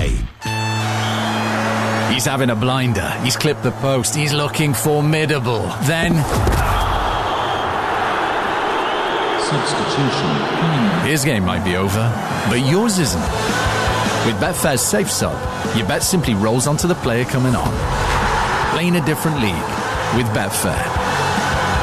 Valid on selected leagues and markets only. Applies to singles, multiples and bet builder bets on qualified player outcome selections. Does not apply to odds boost. T's and C's and exclusions apply. 18 plus gambleware.org. Game Day Live on TalkSport with Sky Sports. Stream the biggest Premier League games flexibly with Now. Like Arsenal versus Newcastle United live today. Search Now Sports. 18 plus. Stream via internet. Terms apply. All you can eat football. Game Day Live on TalkSport. Couple more goals for you. Callum Stead of Barnet has scored a hat-trick inside the first 16 minutes of their game. Barnet lead Gillingham 3-1 in League 2. Cardiff have gone 2-up against Northampton, Joel Colwill. That's inside 20 minutes. And Preston are 2-up at Sheffield United. Neither side going up or down. Liam Lindsay has got both goals. Didn't update you on the National League. As you know, York have gone up. Rochdale will be in the playoffs. Scunthorpe finished 4th. They'll face Southend, who finished 6th. That eliminators Tuesday night. Forest Green won 5-0 today. They finished 7th. And they make the trip to Boreham Wood, who finished 4th. And that game will be on Wednesday, that eliminator. Carlisle finished 3rd. They await to find out who they face Sunday. Rochdale in the playoffs as well. They also await their semi-opponent. That will also be on Sunday. The National League playoff final, Sunday, the 10th of May. Round the grounds in the Premier League we go to Molineux first of all. Mark Brighton and Jeff Peters. It's Wolves 0, Tottenham 0. Wolves, of course, already relegated. Tottenham trying to avoid joining them in the Championship next season as Kolo Muani gets to the edge of the penalty area and Wolves get back and block the ball well. But Kolo Muani has been involved in quite a bit. He got on the end of a loose pass from Andre outside the penalty area, right-footed. He leathered it, but wide of the goal. He did have some support from Gallagher close by. We saw Pedro Porro down the right-hand side, put in a low cross, a dangerous one. You just wonder whether the keeper would get to it, but Doherty got down and put it behind for a corner. It has been a little bit scruffier in the last sort of 5 or 10 minutes or so. but you still feel that Spurs are the team more likely to produce something here. Yeah, I think the two key players, obviously Xavi Simons on that left, but he's coming in and he's causing problems by coming inside and getting close to Conor Gallagher. But then on this right hand side you've got Kolo Muani, and his movement so far in the game has been absolutely superb. He's making runs from out to in that are causing all sorts of problems for Bueno and Gomez in the Wolves back line. So I think those two players will be key going forward in this game. What's Wolves' mindset today? They're already down. Yeah, do you know what? I think they're already building for next season, and we're saying this about Spurs. I think even in the opening stages, we've seen moments where Wolves have found gaps in the middle of the park and have broke through. Nothing's come of it as of yet, but there are gaps there where they can build opportunities and get the ball wide. Midway through the first half at Molineux, it's Wolves 0, Tottenham 0. Right, let's go to Anfield. What's happening there? Charlie, Adam and Matt Jones. Well, we've got a bit of drama. It's Liverpool 0, Crystal Palace 0. Liverpool thought they had a penalty, but the referee is just being sent over, Andy Madley, to have a look at the VAR screen. Liverpool go on the counter-attack, and Wirtz plays a lovely ball into Salah. It's on his left foot. He's just about to pull the trigger, and then who, of all people, is tracking back to make the tackle? It's Brennan Johnson. He goes down. He does get a foot on the ball, but after he catches the ball, he then brings down Salah. The referee pointed to the spot. He's now having a look at the monitor. Charlie, what's your take on this? Well, it was the old Liverpool counter-attack. Brilliant play from Wirtz. Mo Salah full speed, and then he makes a decision, and Brennan Johnson goes to ground, which you would probably tell your players not to. I don't think it'll be given as a penalty. I think he actually gets enough of the ball when he tries to chip over his foot, but it just gives an opportunity. Well, here is Andy Madley. He's just pointed to the screen. Let's hear if you can hear him on his monitor as he speaks. So penalty overruled because Brennan Johnson did, as the replay showed, get a foot on the goal. So Crystal Palace, they maybe take a big sigh of relief, but Brennan Johnson did pretty well in the end there, Charlie. He did brilliant, but again, that was the old Liverpool counter-attack with pace, speed, Mo Salah, and to be fair to Brennan Johnson, he does well to get back, and a lucky boy in the end, because he was stretching there, and he managed to get enough of the ball not to give away that penalty. Frustrating for Liverpool, because they have started this game pretty poorly. It's Liverpool 0, Crystal Palace 0. More goals. Bottom of the Scottish Championship, Ross County lead Morton 2-0. Jordan White with the second, and that will, as things stand, take them off the bottom into the relegation playoff place and leave Airdrie bottom of the table. They're goalless with Ayr at the moment. League One, Blackpool looking safe. They will be safe, but they lead Orient 1-0, an own goal from the Orient keeper Will Dennis. Leighton Orient 6 without a win. If they get a better result than Exeter, they are safe, but at the moment they're losing. Exeter are winning. Remember, Orient finished 6th last season. Let's head to Loftus Road. Is that a goal there, Ben Jacobs? It is. QPR 1, Derby County 1. The visitors are level with their first attack of the game. Oscar Fraulo with a side foot finish from a poorly cleared Joe Ward corner, and Derby have life after QPR have been on top all game. Harvey Vale had put them ahead, but Fraulo has now equalised. This game is live on TalkSport 2 with Ian Danter and Perry Groves. It's QPR 1, Derby 1. Another couple of goals. League One, relegated Rotherham lead Reading 1-0. Sam Nombe has scored again. I doubt he'll be in League Two with Rotherham next season. In fact, the Reading manager Liam Richardson was sacked by Rotherham 2 years ago this week. He won just 2 games in 5 months as Rotherham manager, had a win rate of just over 8%. League Two, Accrington 1, Crawley 0. Josh Woods with the goal. Accrington have lost 9 of their last 13. Crawley 4th bottom, 2 points above the bottom two. Colin Kazim Richards there, relatively new manager, 7 points from 15 so far. They are not safe as yet. Dunfermline's place in the playoffs has been confirmed after Wraith lost last night to St Johnstone, and Dunfermline lead at Queen's Park by a goal to 0. Dunfermline, of course, the Scottish Cup finalists. Let's go to the Kassam in the Championship. Lawrence Mora. Oxford 2, Sheffield Wednesday 0. Will Lancashire at the double. And if his first one was a cheeky little back heel finish, this one was an absolute cracker from outside the area. He just spun away from his marker around about 10 yards outside the area, just left of centre, and then right-footed. He took one look up and he hits it beautifully with a bit of curl into the far corner of the net. The Spurs loanee absolutely on fire. Oxford 2, Sheffield Wednesday 0.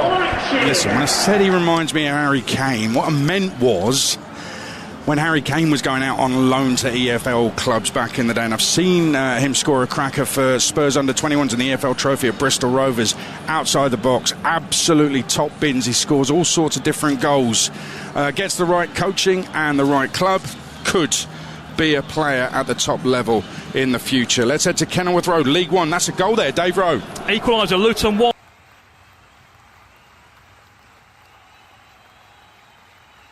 The interview question that decides everything. What AI tools do you use? If you say Chat GPT, you're done. I'm 51, added AI. In the other two Premier League 3 o'clock games as well. I can't remember the last time that happened, when all the 3 o'clocks have been 0-0, half hour in. In the Aston Villa 0. Perfect result for Liverpool in that one, and they'll be absolutely desperate to take advantage of it this afternoon. But so far, yet to create, I would argue, a real clear-cut opportunity, and I'd maybe argue the same for Crystal Palace as well. But as I've mentioned earlier on, I think this fixture does tend to spark excitement out of nowhere occasionally. And while Liverpool's starting potentially to build up a head of steam here as Gakpo picks the ball up once again on the near side, has to drift deep and narrow to keep hold of possession before laying off to Virgil van Dijk. Great ball through the gap to feed Dominic Szoboszlai, who's immediately hounded by Daichi Kamada. Here it is over on the far side now with Curtis Jones, who plays a nice ball down line to Salah. Salah back to Jones once more, ball into the box, it blocked goal, but Salah's there, and his attempted effort is comfortably over the crossbar. Did brilliantly well arriving late, Liverpool's number 11. On his stronger left boot, he just couldn't quite keep it down, and in the end, comfortably over Dean Henderson's cross. Yeah, it was really good build-up play from Salah and Jones down the right-hand side. Jones got into the penalty area, tried to pull the ball back. It wasn't the best of balls, but he got a deflection back into the path of Salah, who was running onto the ball, and he's volleyed it over the top of the crossbar. Now, the referee has dished out another yellow card here now. I wonder whether it's for Dean Henderson.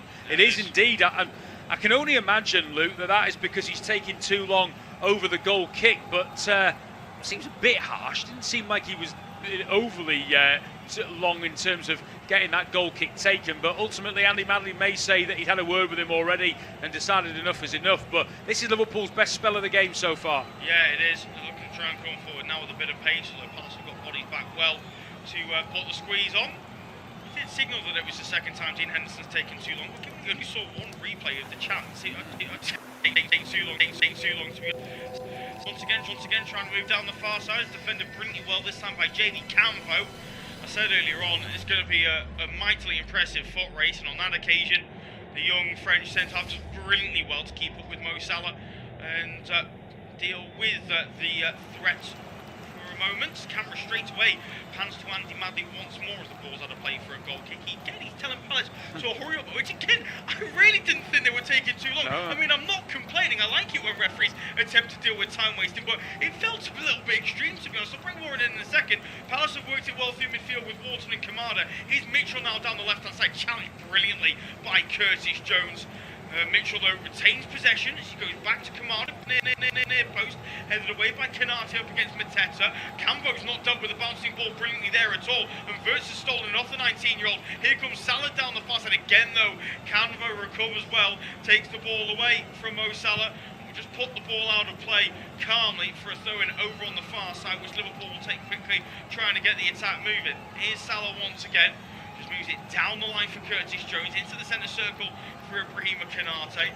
Longest extended spell of possession, you'd say, for Liverpool. I know Palace had a few touches in between moments, but before it felt like both teams were sort of on 50-50 level in terms of possession, but Liverpool very much amping up the pressure as things stand. So a slight ball over onto the far side feeds Curtis Jones. He's held up well by Mitchell. We'll go back to Canate. Canate has thread the ball through the eye of a needle and found Wirtz. Wirtz will feed Robertson left hand side. Great ball in towards Wirtz again, who can't get the strike off.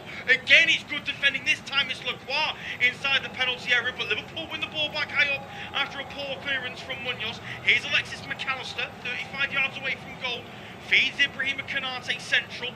Now over onto the far side for Curtis Jones. He's got a bit of time to get the ball under control before getting his head up.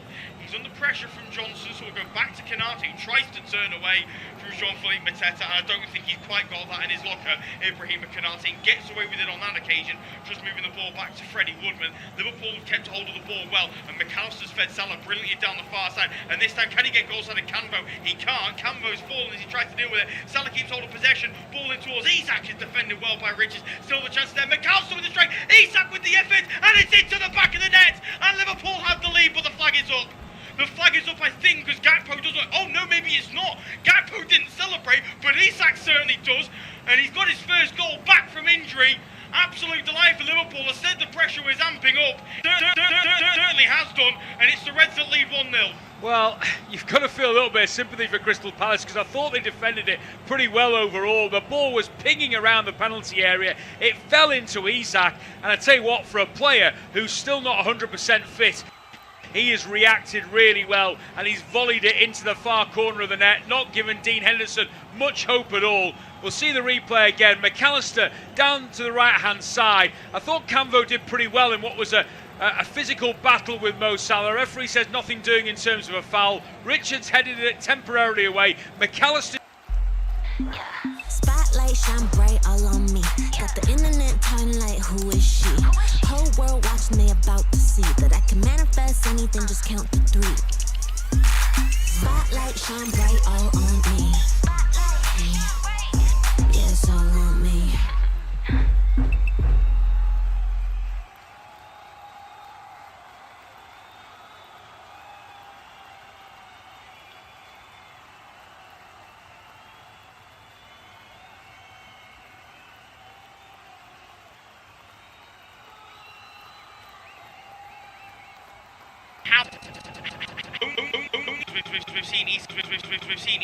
We've seen Isak is onside. Is whether there was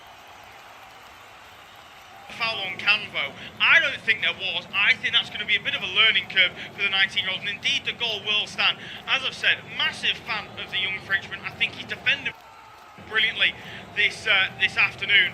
But that is a lesson to learn that in the Premier League, even up against wide players, you're going to get out-muscled. You have to be stronger. It's not just that, I think. It's the fact that he goes down to ground and almost sort of sits there for a little bit and complains, because he plays Isak on in the end. Yeah. If he'd have got up and got on with it, Isak might have been in an offside position when McAllister's shot reached him.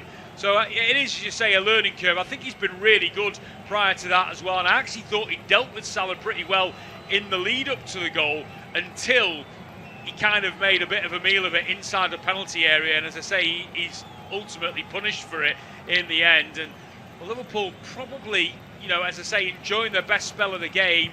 Whether you could argue they don't deserve to be 1-0 up, I think you probably would say a draw would be a fair scoreline at the moment on how things have gone so far, but it does just give you a glimpse of what Alexander Isak's all about. Liverpool fans haven't seen much of it, of course, since his summer move from Newcastle. I think, you know, the vast majority of why that is because of his lack of fitness. And then, of course, he's had a bad injury as well.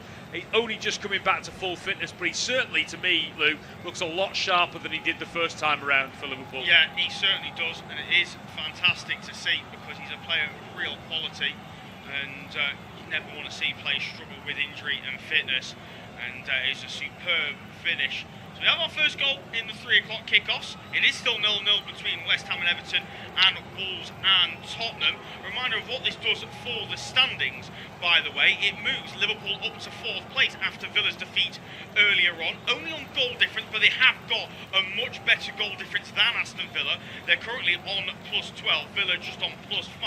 That, of course, could change depending on, you know, whether Liverpool score more goals, whether even Liverpool go on to win this game. Crucially, though, as well, it does put them level on points with Manchester United on 58. United, though, are above them on goal difference, having managed to gather a plus 13 goal difference, and they play on Monday against Brentford, so they do have a game in hand.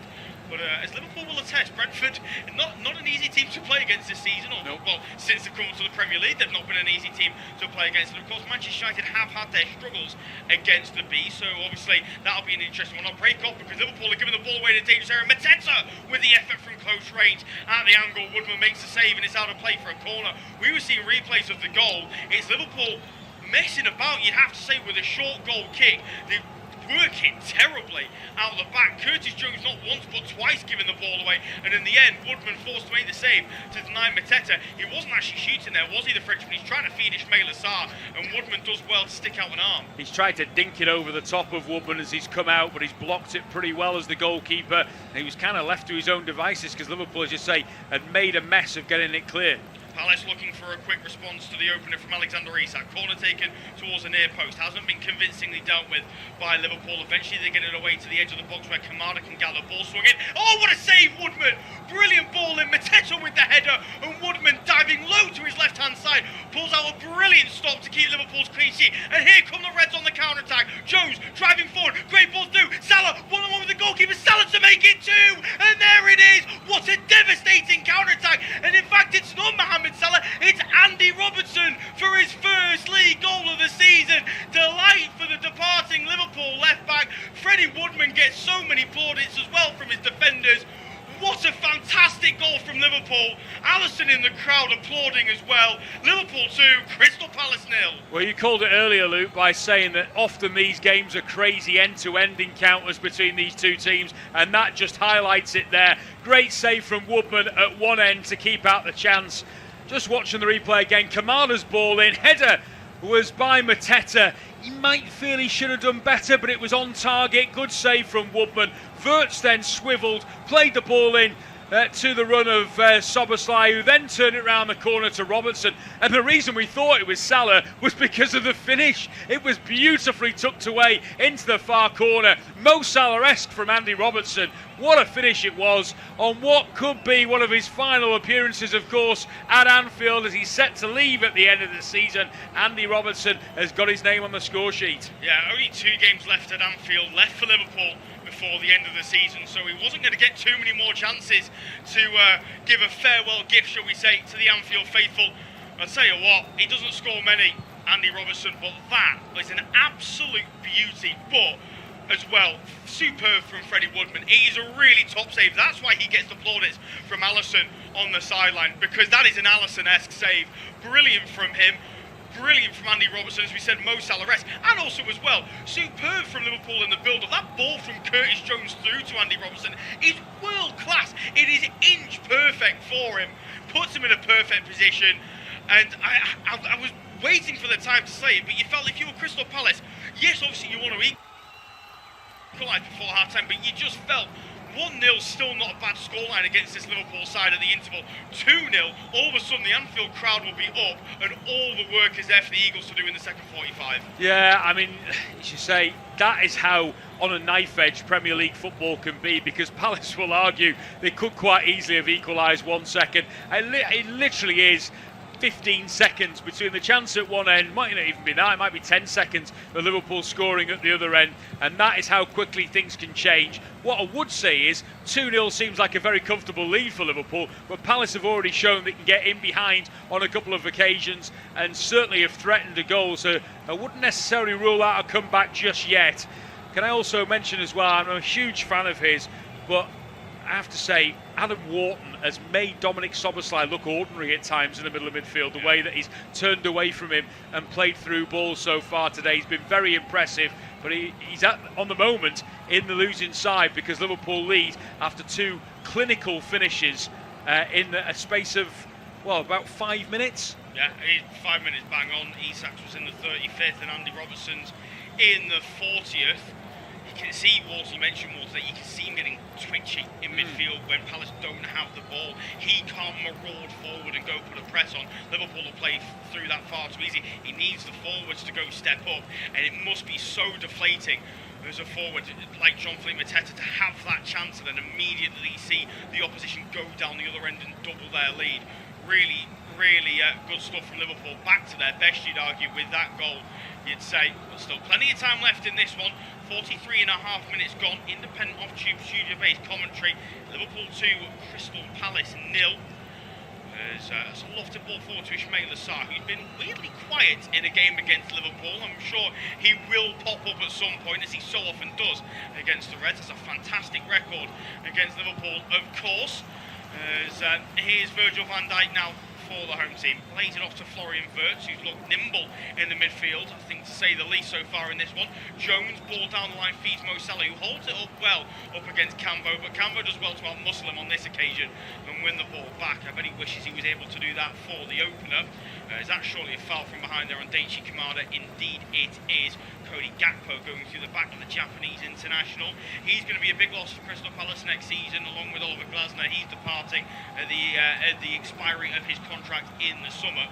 Obviously had a difficult time at the start of his Palace career, but has really grown into one of the most important players at Selhurst Park, and they'll do well to find a ready-made replacement for him in the summer. I'll break off because here come Palace down their left-hand side. Mitchell with the ball into the box, headed away well by Ibrahim Konate. How to play for a corner. We said from minute 5, didn't we, about Palace's height advantage in this game. The delivery from corners has been really odd. Only a couple have they swung in, and they've been swung to the back post, almost, Newcastle-esque from the League Cup final last season.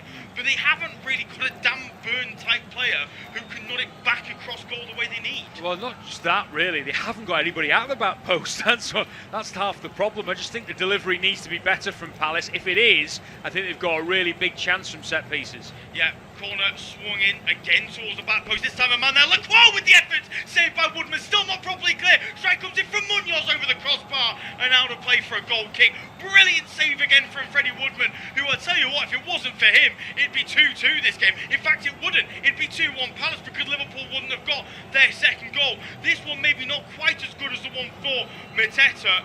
But I tell you what, it is a superb save to deny Maxence Lacroix, who was left all on his own at the back post. Well, I'm not entirely sure what Liverpool are doing here. The marking is terrible, but Woodman has reacted brilliantly. You could argue as well, Liverpool should have somebody on the back post, in my opinion. They didn't, and Woodman has just about got it clear before Munoz fires over the bar, when, in all honesty, he probably should be hitting the target. 4 minutes have added on time at the end of this first half. Thrilling first half so far between these two. As long ball sent forward from the goal kick is brought down brilliantly by Daniel Munoz, who eventually feeds Ismail Assar. He's been brought down from behind there by Alexis McAllister, who I think could just about get away without a yellow card. Ismail Assar, he's been very, very clever. I thought he was about to get himself put in the book as he waves the imaginary yellow card, but behind the back of Andy Madley. Very, very clever. Shrewd from the Senegalese international, it has to be said. Daniel Munoz was yellow carded against West Ham on Monday for a similar offence. He wasn't quite as clever. Colombina did it right in front of the referee at Selhurst Park at the start of the week. As here come Crystal Palace once again, trying to move this time down the left-hand side. It is with Tyreek Mitchell. Lovely floated ball over the top. Mateta's got a bit of a chase on though, and he won't get there with the slope down that end of Anfield. So a goal kick it will be. The camera straight away pans to Freddie Woodman. He's already said this week, at no point did he imagine he'd be playing in a Merseyside derby this season, starting a game in the Premier League at Anfield. Forget about, playing in a Merseyside derby or starting a game at Anfield. He's pulled off 2 remarkable saves to keep Liverpool ahead in this one. Yeah, I was just watching that chance for Mateta earlier. He doesn't get the purchase on it, does he? He doesn't. He's on his way down as he tries to header it. Having said that, like you say, Luke Woodman reacted really well right on his goal line to push it away. And of course, Liverpool break at the other end straight away. The Sleep Company brings you pure, innovative science in every mattress. This is India's only patented smart grid technology. It adapts and quietly readjusts to the shape of your body, providing softness to relax your pressure points and firmness to support your back. It has more than 2,500 plus air channels that keep you cool all night, so you can sleep peacefully. The Sleep Company. Visit our nearest store now.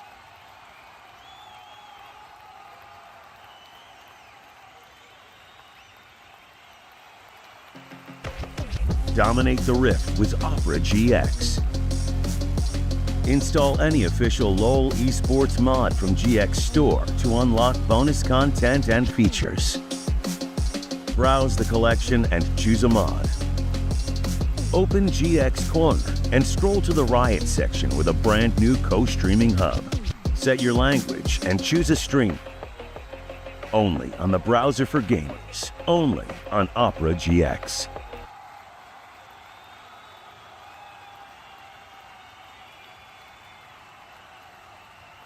You need to alert yourself. Yeah. You need to get going. And he didn't get going in time because Robertson ran onto the pass from Curtis Jones and buried the opportunity. We're now into the final minute of added on time at the end of this first half.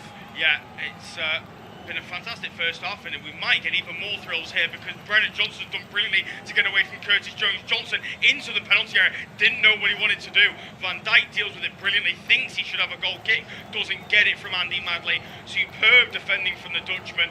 And in the end, Johnson just ran out of room to do anything with it. The half-time whistle's gone at the London Stadium, by the way. It's West Ham 0, Everton 0.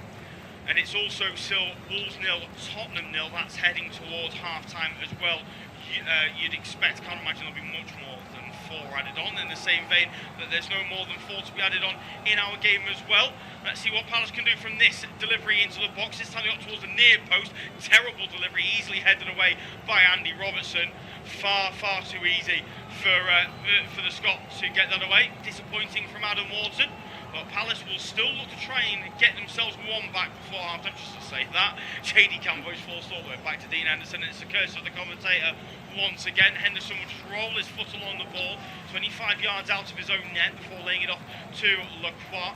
Lacroix now will just go square to Canvo once more, and that will do it for the first half. What a first half it's been, particularly for Liverpool. Thought they had a penalty after 24 minutes. VAR overruled Andy Madley and said no, it's not to be.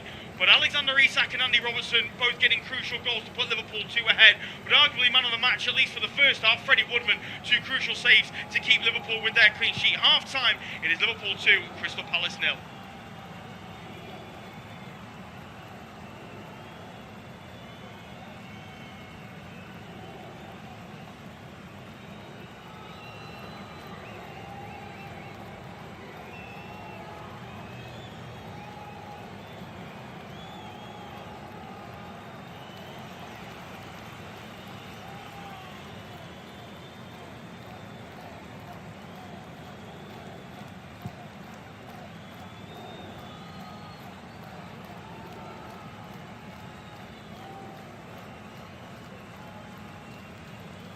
Half-time at Anfield, Liverpool lead Crystal Palace by 2-0. The first on 35 minutes after some good play from Mo Salah down the right-hand side. Alexis McAllister's shot deflected into the path of Alexander Isak, who volleyed into the ground with his left foot and into the far corner. An excellent finish from the Swede. And after Mateta had been denied by a brilliant save from Freddie Woodman, 10 seconds later, Andy Robertson latched onto a Curtis Jones through ball to fire across.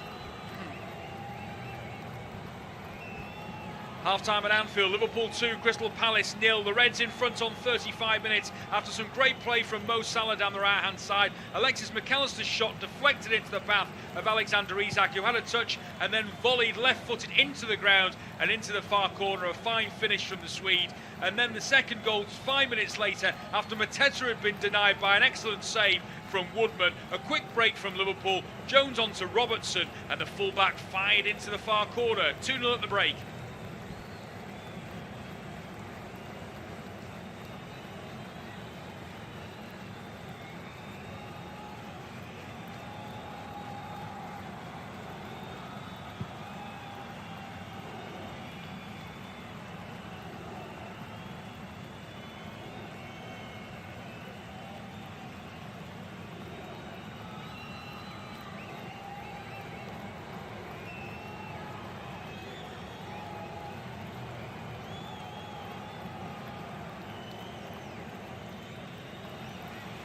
Half-time at Anfield, Liverpool 2, Crystal Palace 0. The Reds in front on 35 minutes after some great play from Mo Salah down the right-hand side. Alexis McAllister's shot deflected into the path of Alexander Isak, who had a touch and then volleyed left-footed into the ground and into the far corner. A fine finish from the Swede. And then the second goal 5 minutes later after Mateta had been denied by an excellent save from Woodman. A quick break from Liverpool, Jones onto Robertson, and the fullback fired into the far corner. 2-0 at the break. Half-time at Anfield, Liverpool 2, Crystal Palace 0. The Reds in front on 35 minutes after some great play from Mo Salah down the right-hand side. Alexis McAllister's shot deflected into the path of Alexander Isak, who had a touch and then volleyed left-footed into the ground and into the far corner. A fine finish from the Swede. And then the second goal 5 minutes later after Mateta had been denied by an excellent save from Woodman. A quick break from Liverpool, Jones onto Robertson, and the fullback fired into the far corner. 2-0 at the break. Half-time at Anfield, Liverpool 2, Crystal Palace 0. The Reds in front on 35 minutes after some great play from Mo Salah down the right-hand side. Alexis McAllister's shot deflected into the path of Alexander Isak, who had a touch and then volleyed left-footed into the ground and into the far corner. A fine finish from the Swede. And then the second goal 5 minutes later after Mateta had been denied by an excellent save from Woodman. A quick break from Liverpool, Jones onto Robertson, and the fullback fired into the far corner. 2-0 at the break. Half-time at Anfield, Liverpool 2, Crystal Palace 0. The Reds in front on 35 minutes after some great play from Mo Salah down the right-hand side. Alexis McAllister's shot deflected into the path of Alexander Isak, who had a touch and then volleyed left-footed into the ground and into the far corner. A fine finish from the Swede. And then the second goal 5 minutes later after Mateta had been denied by an excellent save from Woodman. A quick break from Liverpool, Jones onto Robertson, and the fullback fired into the far corner. 2-0 at the break. Half-time at Anfield, Liverpool 2, Crystal Palace 0. The Reds in front on 35 minutes after some great play from Mo Salah down the right-hand side. Alexis McAllister's shot deflected into the path of Alexander Isak, who had a touch and then volleyed left-footed into the ground and into the far corner. A fine finish from the Swede. And then the second goal 5 minutes later after Mateta had been denied by an excellent save from Woodman. A quick break from Liverpool, Jones onto Robertson, and the fullback fired into the far corner. 2-0 at the break. Half-time at Anfield, Liverpool 2, Crystal Palace 0. The Reds in front on 35 minutes after some great play from Mo Salah down the right-hand side. Alexis McAllister's shot deflected into the path of Alexander Isak, who had a touch and then volleyed left-footed into the ground and into the far corner. A fine finish from the Swede. And then the second goal 5 minutes later after Mateta had been denied by an excellent save from Woodman. A quick break from Liverpool, Jones onto Robertson, and the fullback fired into the far corner. 2-0 at the break. Half-time at Anfield, Liverpool 2, Crystal Palace 0. The Reds in front on 35 minutes after some great play from Mo Salah down the right-hand side. Alexis McAllister's shot deflected into the path of Alexander Isak, who had a touch and then volleyed left-footed into the ground and into the far corner. A fine finish from the Swede. And then the second goal 5 minutes later after Mateta had been denied by an excellent save from Woodman. A quick break from Liverpool, Jones onto Robertson, and the fullback fired into the far corner. 2-0 at the break. Half-time at Anfield, Liverpool 2, Crystal Palace 0. The Reds in front on 35 minutes after some great play from Mo Salah down the right-hand side. Alexis McAllister's shot deflected into the path of Alexander Isak, who had a touch and then volleyed left-footed into the ground and into the far corner. A fine finish from the Swede. And then the second goal 5 minutes later after Mateta had been denied by an excellent save from Woodman. A quick break from Liverpool, Jones onto Robertson, and the fullback fired into the far corner. 2-0 at the break. Half-time at Anfield, Liverpool 2, Crystal Palace 0. The Reds in front on 35 minutes after some great play from Mo Salah down the right-hand side. Alexis McAllister's shot deflected into the path of Alexander Isak, who had a touch and then volleyed left-footed into the ground and into the far corner. A fine finish from the Swede. And then the second goal 5 minutes later after Mateta had been denied by an excellent save from Woodman. A quick break from Liverpool, Jones onto Robertson, and the fullback fired into the far corner. 2-0 at the break. Half-time at Anfield, Liverpool 2, Crystal Palace 0. The Reds in front on 35 minutes after some great play from Mo Salah down the right-hand side. Alexis McAllister's shot deflected into the path of Alexander Isak, who had a touch and then volleyed left-footed into the ground and into the far corner. A fine finish from the Swede. And then the second goal 5 minutes later after Mateta had been denied by an excellent save from Woodman. A quick break from Liverpool, Jones onto Robertson, and the fullback fired into the far corner. 2-0 at the break. Half-time at Anfield, Liverpool 2, Crystal Palace 0. The Reds in front on 35 minutes after some great play from Mo Salah down the right-hand side. Alexis McAllister's shot deflected into the path of Alexander Isak, who had a touch and then volleyed left-footed into the ground and into the far corner. A fine finish from the Swede. And then the second goal 5 minutes later after Mateta had been denied by an excellent save from Woodman. A quick break from Liverpool. Jones onto Robertson and the fullback fired into the far corner. 2-0 at the break. Half-time at Anfield, Liverpool 2, Crystal Palace 0. The Reds in front on 35 minutes after some great play from Mo Salah down the right-hand side. Alexis McAllister's shot deflected into the path of Alexander Isak, who had a touch and then volleyed left-footed into the ground and into the far corner. A fine finish from the Swede. And then the second goal 5 minutes later after Mateta had been denied by an excellent save from Woodman. A quick break from Liverpool. Jones onto Robertson and the fullback fired into the far corner. 2-0 at the break. Half-time at Anfield, Liverpool 2, Crystal Palace 0. The Reds in front on 35 minutes after some great play from Mo Salah down the right-hand side. Alexis McAllister's shot deflected into the path of Alexander Isak, who had a touch and then volleyed left-footed into the ground and into the far corner. A fine finish from the Swede. And then the second goal 5 minutes later after Mateta had been denied by an excellent save from Woodman. A quick break from Liverpool. Jones onto Robertson and the fullback fired into the far corner. 2-0 at the break. Half-time at Anfield, Liverpool 2, Crystal Palace 0. The Reds in front on 35 minutes after some great play from Mo Salah down the right-hand side. Alexis McAllister's shot deflected into the path of Alexander Isak, who had a touch and then volleyed left-footed into the ground and into the far corner. A fine finish from the Swede. And then the second goal 5 minutes later after Mateta had been denied by an excellent save from Woodman. A quick break from Liverpool. Jones onto Robertson and the fullback fired into the far corner. 2-0 at the break. Half-time at Anfield, Liverpool 2, Crystal Palace 0. The Reds in front on 35 minutes after some great play from Mo Salah down the right-hand side. Alexis McAllister's shot deflected into the path of Alexander Isak, who had a touch and then volleyed left-footed into the ground and into the far corner. A fine finish from the Swede. And then the second goal 5 minutes later after Mateta had been denied by an excellent save from Woodman. A quick break from Liverpool. Jones onto Robertson and the fullback fired into the far corner. 2-0 at the break. Half-time at Anfield, Liverpool 2, Crystal Palace 0. The Reds in front on 35 minutes after some great play from Mo Salah down the right-hand side. Alexis McAllister's shot deflected into the path of Alexander Isak, who had a touch and then volleyed left-footed into the ground and into the far corner. A fine finish from the Swede. And then the second goal 5 minutes later after Mateta had been denied by an excellent save from Woodman. A quick break from Liverpool. Jones onto Robertson and the hello friends market Gyani live from the trading floor देखिए numbers का कमाल quants charts analysis excuse me आपके show में एक छोटी सी entry कर सकता हूँ आप है कौन बजाज फिनसर्व एएमसी से हूँ क्विक क्वेश्चन ये सब नंबर्स के चक्कर में इमोशंस भूल गए क्या इमोशन एनालिसिस में मार्केट सिर्फ नंबर से नहीं इमोशन से भी चलता है सिर्फ बजाज फिनसर्व म्यूचुअल फंड में है इनक्यूब का फर्क जहां नंबर्स के साथ जुड़ती है बिहेवियरल साइंस बोला था ना फर्क है म्यूचुअल फंड निवेश बाजार के जोखिमों के अधीन है योजना से जुड़े सभी दस्तावेजों को ध्यान से पढ़ें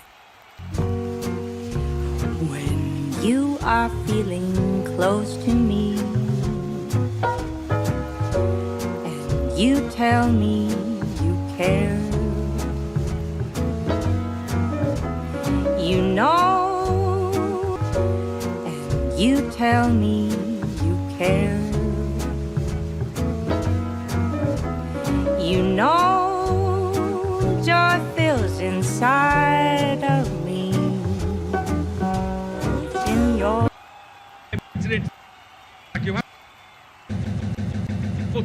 footed into the ground and into the far corner. A fine finish from the Swede. And then the second goal 5 minutes later from Wood. A quick break from Liverpool. Jones onto Robertson.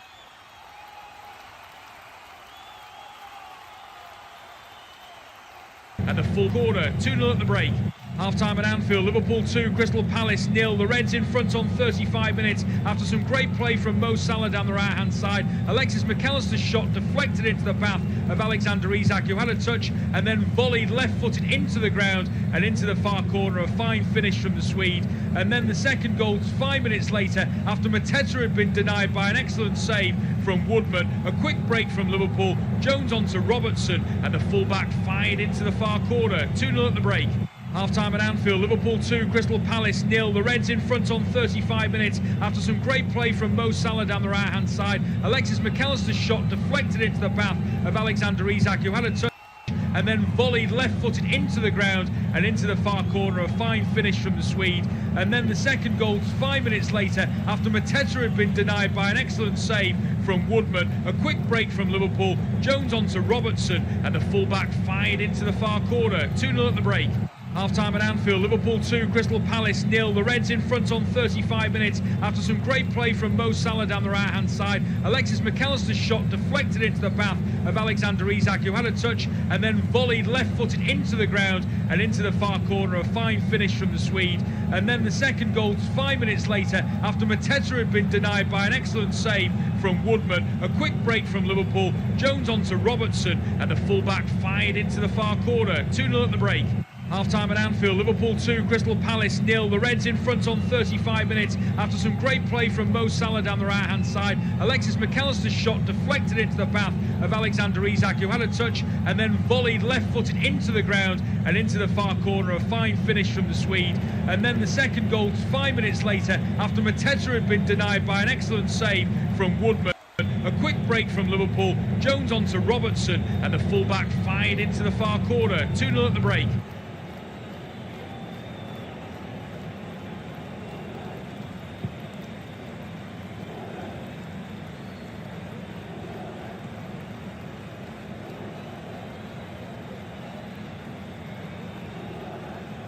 Well, a warm welcome back. We're just about to get underway at the start of the second half. Liverpool 2 goals up at half-time. And Crystal Palace have made a change at the break, which we'll confirm for you very shortly indeed. But Tyrick Mitchell, I can tell you first off, is the player that has made way. And just waiting for confirmation as to his replacement. But Palace with a mountain to climb in the second half. Having said that, like we said towards the end of the first half, you certainly wouldn't rule them out getting back in this match as McAllister plays the ball out wide for Liverpool on the left-hand side. It's with Gakpo. Mitchell, as I say, making way, and Sosa has come on to replace him in this second half. Maybe with one eye in terms of the Conference League clash in midweek, but also just to try and shake things up a little bit. That's the only thing I can think of, because unless he's injured, I don't know why you take him off. I thought he played much better than Daniel Munoz on the opposite side in that first half. So I'm very, very shocked to see him come off. I can only assume it's a fitness thing. Yeah. Like you've said, it is with an eye on midweek. Or yeah, he's just not fit enough to play the rest of it. I don't know. Well, maybe they had agreed beforehand that only 45 minutes was needed today for Tyrick Mitchell, but either way, he's made way and has been replaced by Borna Sosa, the Croatian, as the ball's played forward by Robertson in towards Gakpo inside the centre circle. Back out wide now to Robertson down the left-hand side. Unofficial off-tube studio commentary with Warren Ashurst and Luke Ashurst. Liverpool 2, Crystal Palace 0 as Robertson's cross is overhit and didn't get a deflection. Thought it had at first, and it goes out of play for a Palace goal kick. So let's run you through the team news then. Liverpool, as you were, Woodman in goal, a back four of Jones, Canate, Van Dijk and Robertson. McAllister and Szoboszlai in the centre of midfield. Wirtz just ahead of them with Salah on one side, Gakpo on the other and Isak through the middle. As for Palace, Dean Henderson in goal for them. Canvo, Lacroix and Richards are the back three. It's now Sosa on one side, Munoz on the other, with Kamada and Wharton in the middle of the park. I'll break off as here comes Mateta down the left-hand side for Palace. He's forced wide here now by Canate. Down by the corner flag in front of the Palace fans. And then a foot in from Van Dijk gets it clear for a Palace throw-in. Yeah, just to finish off the Crystal Palace 11. Kamada and Wharton. Philippe gonna throw in to Crystal Palace on the far side, which Chris Richards is coming over to take. 2 yellow cards, by the way, in that first half, both for Palace, one for Daniel Munoz and one for Dean Henderson, which looked harsh, really, to be honest with you, as far as the delay is concerned in taking a goal kick as a long throw-in comes in. Chris Richards heads the ball throws the ball in long, I should say, and Van Dijk heads the ball out of play for what is going to be a throw-in now again to Richards on this near side. He'll launch one in towards the penalty area. A bit of pushing and shoving going on. Isak is actually marking Mateta, which seems like a strange thing. It's a bit of wrestling going on at the moment, and the referee wants to have a word with both players now. Andy Madley says enough is enough. Imagine if you'd said 5 years ago to Premier League football fans that throw-ins were also going to take a minute each. Well, if you had said to them that every single team would have somebody taking a long throw-in at that stage, except Liverpool. Well, Joe Gomez is not playing, who's so got the levers to be able to do it. Isak and Mateta are back at it inside the 6 yards. I'm not really seeing much difference from before, to be honest. long throw-in towards the near post by Richards, headed away well this time by McAllister. Richards will pick up the ball again, but he only has to play it back into his own half to Munoz, who goes back all the way to Dean Henderson just on the edge of his penalty area. Still goalless, by the way, between West Ham and Everton and Wolves and Tottenham, which means you'll be, as you were, at the bottom end of the table. That massive win for Nottingham Forest yesterday. They would be 7 points clear of Spurs. Here come Liverpool, meanwhile, with Jones. Infield it goes towards McAllister, back to Jones again. Jones swings a right-footed ball in, headed away well on the stretch by Richards, and then that's good defending in the end by Canvo to play it off the legs of Curtis Jones and out of play for a corner kick, but really dangerous ball in from Curtis Jones. Very dangerous ball, and I thought, I was a bit confused when he spun the ball, and I thought, lay it off to Florian Wirtz, you'd rather him in there, but Richards reads the situation brilliantly. Nods away because Isak found himself in a really, really solid position inside the penalty area. Liverpool, though, I get the feeling, are going to be limited to counter-attacks like that more than they are, holding onto the balls and playing some free-flowing football for 5 minutes. Yeah, here are Palace again with Kamada, midway inside his own half.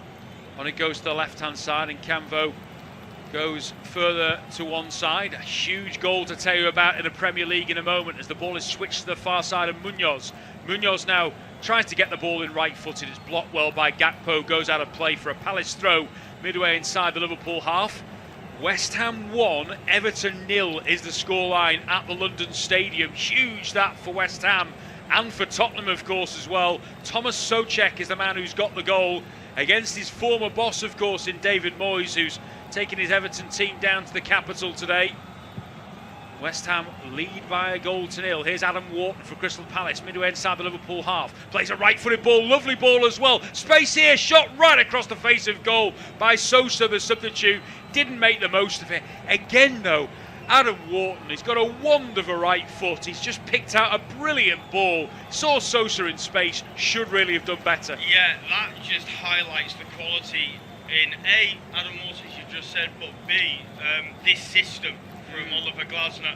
It'll be a real shame if he doesn't stay around in the Premier League after leaving Palace at the end of the season, because his sides are a joy to watch, and it almost feels like you're watching a Palace team play with 12 players on the pitch. They always seem to have a man over on every occasion. On that occasion, though, the ball falls to Borna Sosa, who is arguably one of the last players you want the ball falling to in that position, it has to be said. Barely touched the ball since coming on at half-time, and he's not exactly the most fruitful of scorer, shall we say. Hasn't scored for 3 years for Stuttgart, Ajax, Torino or Crystal Palace. Not the most fruitful in front of goal, and that's a perfect example of why. Yeah, probably, even though he's not that fruitful in front of goal, would have wanted Tyrick Mitchell on the end of that. Here comes Salah, meanwhile, down the right-hand side, cuts in field past his man, but good double teaming from Palace. Sosa did well defensively this time to get it clear up towards Mateta. Sarr tries to take it on. That's well read, though, by Curtis Jones again. And now Virgil van Dijk will play the ball out to the left-hand side of Robertson, bursting forward up over halfway. Faced by Richards, has to go back to McAllister. And Liverpool will build again with Canate into Feet and McAllister. And now out to Curtis Jones on this right-hand side. wondering whether Arne Slot might be tempted at the hour mark to make a change for Liverpool.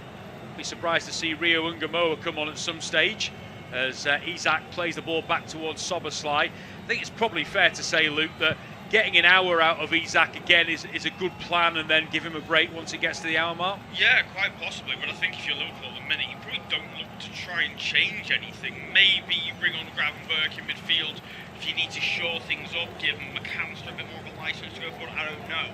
But to me, it would, at least in the state that the game's in at the minute, it feels ludicrous to make any changes right now. Who knows, maybe in 6.5 minutes time when we get to the hour mark, things are different. Maybe you look to bring Frimpong on a right back potentially, or Kirk as a left back, give the full backs a bit of a rest. I don't know. As of right now, however, like I just said, I don't see a reason to even consider changing anything for a bit. No, I think I can see where you're coming from. Soboslai tries to thread the ball through towards the runners. Salah couldn't quite find him.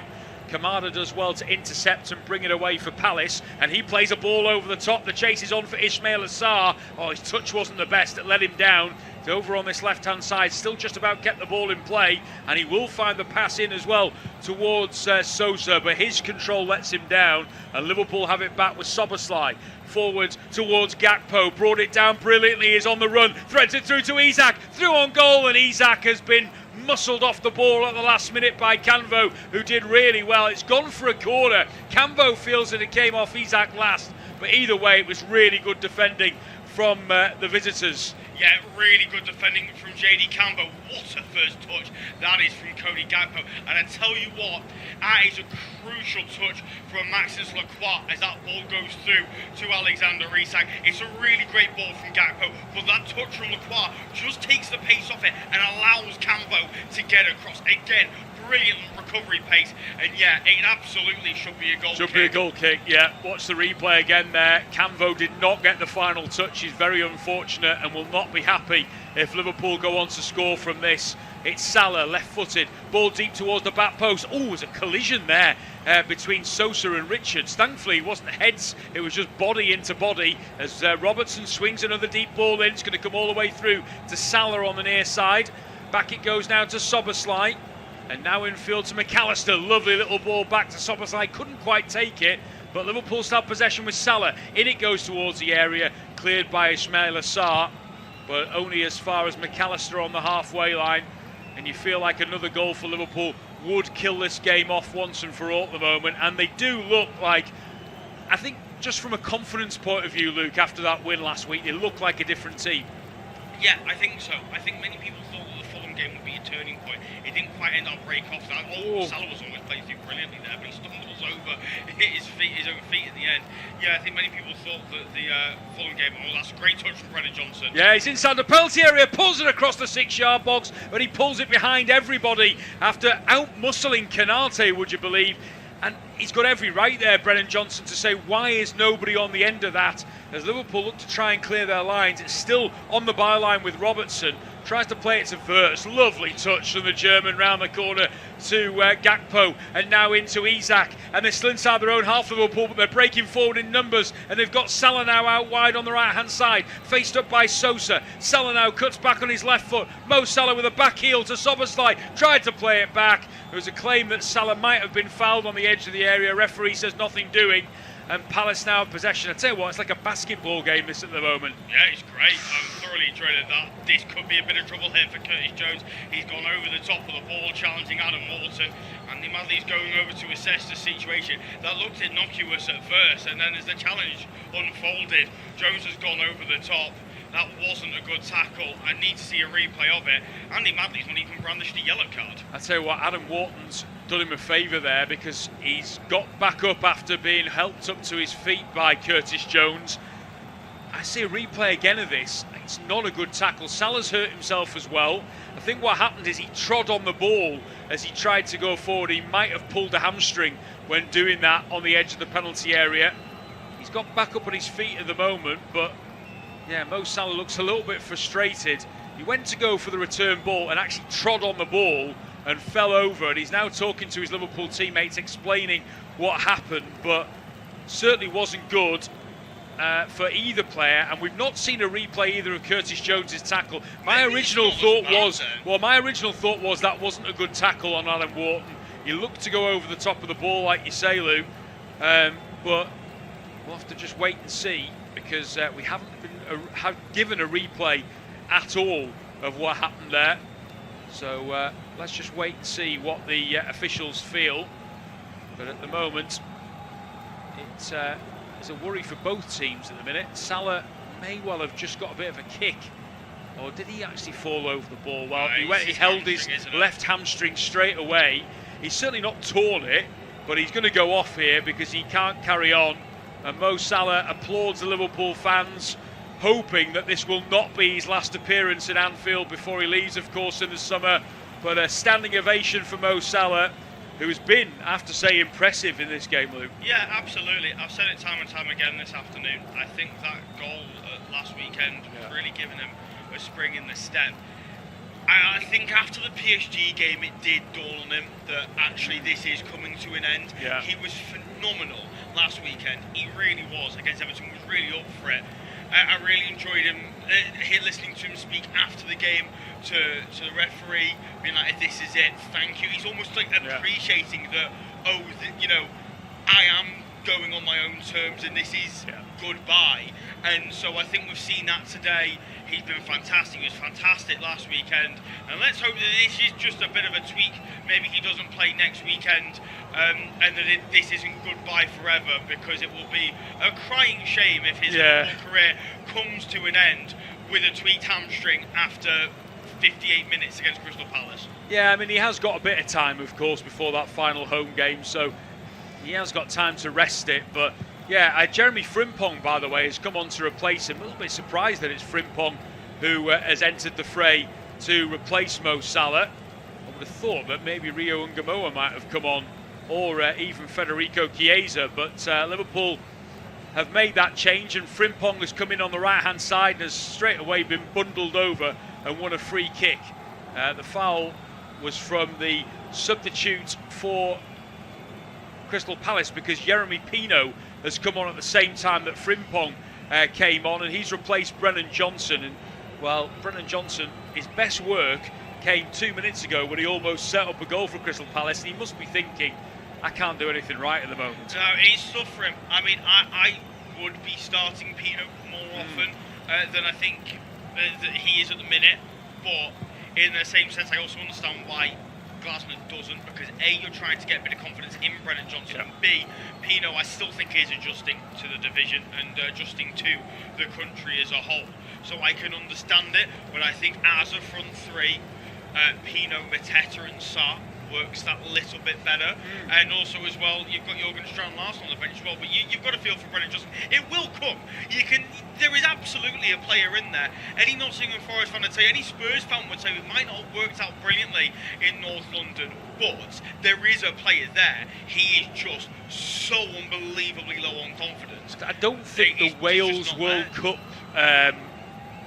missing out on the World Cup helped him, as Gakpo now plays the ball into Wirtz, miscontrolled it, nearly fell to Isak, and it's smashed clear by Camvo, who just launches it into the Liverpool half, where Woodman brings it down before playing it short to Van Dijk.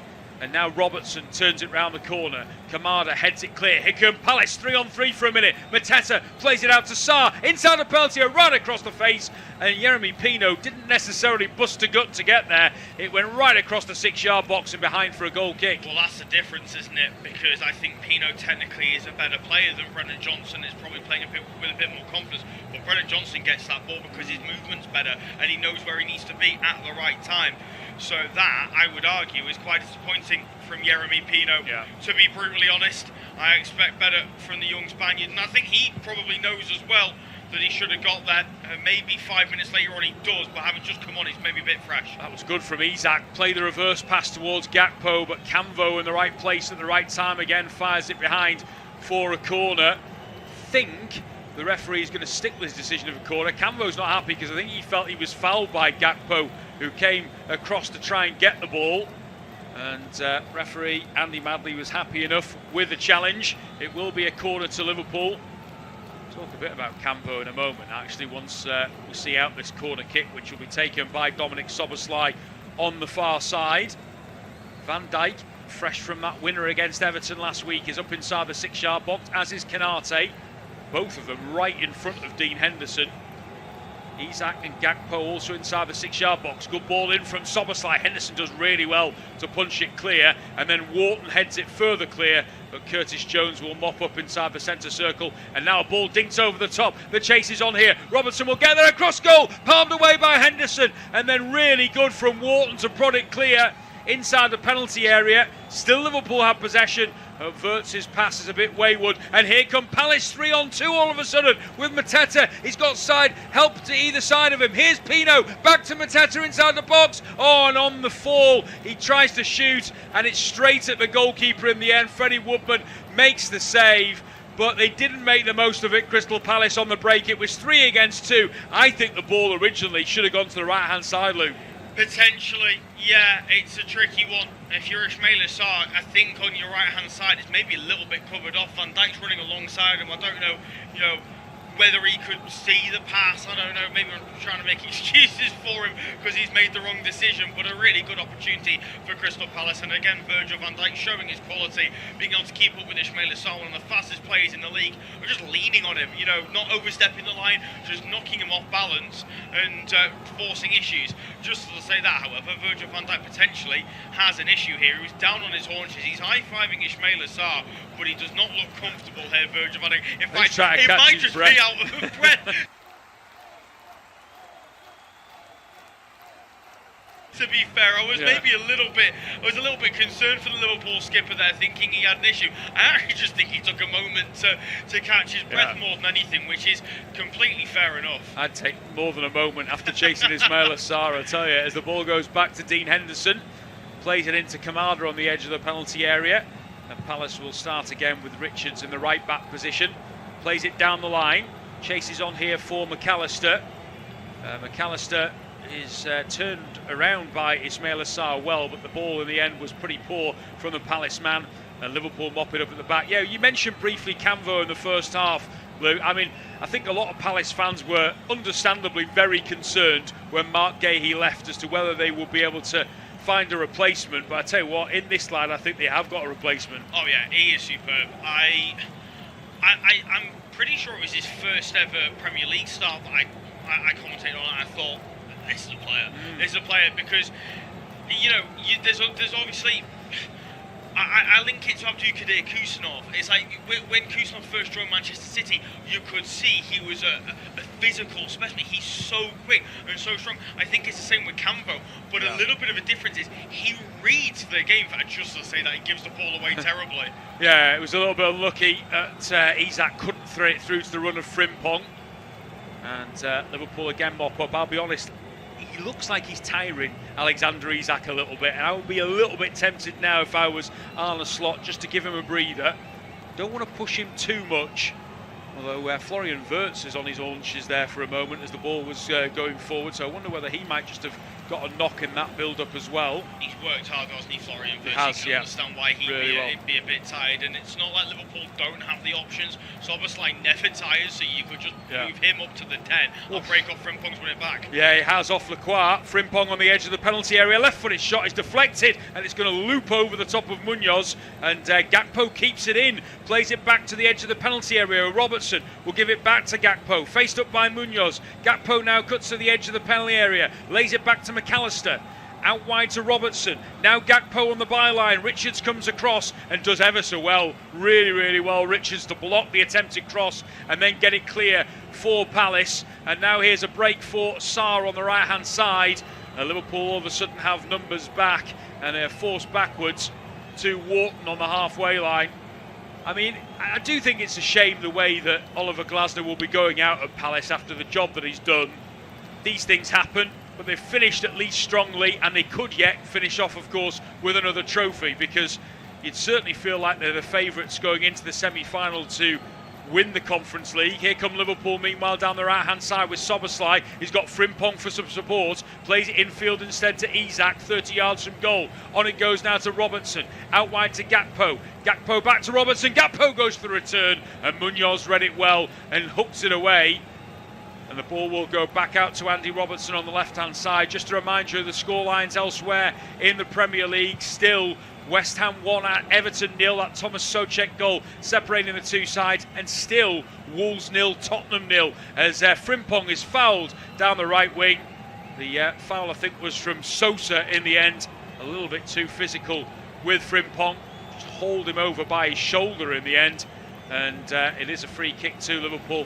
Pretty much in line with the edge of the penalty area. I'll see out this free kick and then I'll hand you over to Luke for the remainder of the game. Dominic Szoboszlai is going to take the free kick. Tottenham fans must be sat there at Molineux now thinking we need a goal from somewhere, because as things stand, of course, the gap will be increasing. West Ham will move forward. Complain if that's the case, as Szoboszlai prepares to take this free kick right-footed. In it goes deep towards the back post, headed back by Robertson. It was behind everybody though, and Palace will look to try and bring it clear here now with Pino on towards Wharton. Great challenge though comes in from Szoboszlai to win it back, and he bursts forward towards the edge of the penalty area onto Robertson. Ball is blocked well by Richards, who claims that it came off Wirtz last and out of play for a goal kick. We shall see. But we've now reached the 69-minute mark. It's been a really hectic second half, and Liverpool still lead by 2-0, and Luke can take you through to the full-time whistle. Cheers, Warren. It's a big opportunity that for Liverpool. The space opened up, and you just feel Wirtz has got to have the presence of mind to loft that towards the back post, where Isak was waiting. Change made by Palace. Another throw of the dice from Philippe Mateta, who I actually think has been managed really well by Liverpool this afternoon, is going to be replaced by Jørgen Strand Larsen. I think that plan has worked. That too many times Liverpool have played Palace and Mateta's got one-on-one with Canate or Van Dijk and just been too strong or too nimble. They've dropped off him and said, actually, do you know what? You try and do something with the ball on the floor, we can deal with that, and they've done that brilliantly well. And it'll be interesting to see how they approach Jørgen Strand Larsen, because yes, he's tall, but he's a different type of striker, isn't he, to Jean-Philippe Mateta. He might be able to get his first touch to the ball now as Palace look to come forward in the attack. He's Borna Sosa, who struggled since coming on at half-time. Feeds JD Canvo inside the centre circle now for Lacroix. Across onto the right-hand side for Chris Richards, will play down the line for Daniel Munoz, who I've been a little bit disappointed with this afternoon. I'll be honest, hasn't offered anything. And out the back, he's been beaten a couple of times relatively easily by Cody Gakpo, it has to be said. Here it is along the halfway once again now with Canvo. Down the left-hand side for Sosa. Quick 1-2 between himself and Pino. Sosa, left-footed ball towards the back post. Robertson will deal with it before the ball gets towards Daniel Munoz. And now maybe is there a counter-attack on here for Liverpool? Gakpo away from a couple, and he'll play the ball in behind for Wirtz, who I thought for all the world was going to get there. But Dean Henderson shows his quality, quick off his line, and can get the ball clear. And he'll do better than get it clear. He'll get Palace back on the attack. Here's Yeremy Pino driving forward. That's a decent-looking ball. Ismail Assar saved by Freddie Woodman. Still the chances there, though. Munoz. Oh, this isn't good. Woodman's hurt himself in the process. He's done his knee in as he's made that save. Palace, what they've done, they've kicked the ball out as Woodman's gone down. Good decision from Chris Paz. Have they, or have they put the ball into the back of the net? I'm trying to work out where the ball's ended up. The camera's just focusing on Freddie Woodman. This does not look good at all. Straight away, his hand was in the air, and Arne Slot can't believe what's just happened. I think Palace have just put the ball in the back of the net. I think they have, and we'll wait and see what happens here. Dean Henderson played a long ball forward. It was Pino who picked up the ball inside the centre circle. The run was on for Ismail Assar. It got through to him inadvertently. Woodman came out and blocked it really well. And then everybody just stopped. And then the ball was hoisted into the back of the net. And we'll have to wait and see what I think this goal's going to stand here. There's no reason it won't. It's Daniel Munoz, isn't it, who dinks the ball into the back of the net. That's so bad. It's difficult because bad. You will get some people say, well, hold on, you know, it's not in the spirit of the game when the goalkeeper's gone down, but the referee's not blown his whistle, so he has to play whilst the ball is still in play, and Arne Slot's not happy, Freddie Woodman's gone down. This looks like it's going to stand, though. Yeah. Crystal Palace look like they will be back in this game at 2-1. Well, there's no reason why it shouldn't stand in the rules of the game. But I tell you what, if I was a Liverpool player, I would be absolutely furious. Freddie Woodman comes out, makes a brilliant save to deny Ismaila Sarr, but jars his knee in the ground as he makes the save and is clearly in an awful lot of distress. And every single player on the pitch, not just Liverpool players, every single player on the pitch stops, and Daniel Munoz still puts the ball in the back of the net. That to me doesn't sit right with me. I know there will be Palace fans, or there'll be football fans who will say, you've got to keep playing until the referee stops the whistle, but every single player stops. And the general consensus, it is almost an unwritten rule. If the goalkeeper is down injured, you don't keep playing. It doesn't happen. I mean, it just doesn't sit right with me. That's the only thing, if I'm playing devil's advocate, and I tend to agree with you, Luke, but if I'm playing devil's advocate, I will say, if you watch here, he goes down clutching his knee, right, Freddie Woodman. He then swings the ball in Munoz, and Woodman tries to get back up, but obviously he can't. I suppose the ball, I was thinking that maybe he was back up on his feet when Munoz hit it, but he wasn't, and he lifted it into the back of the net. I don't know, it's a really tricky one, it really is, and I feel a bit of sympathy for the referee, because he's now going to have to make a call on this. I think he's going to have to give it as a goal. Well, it is given. Yeah. The goal is given. They're ready. We're just now working out what happens with Freddie Woodman here, and whether there's any chance he's going to be okay to continue. He is back to his feet, having received treatment, holding on to his knee.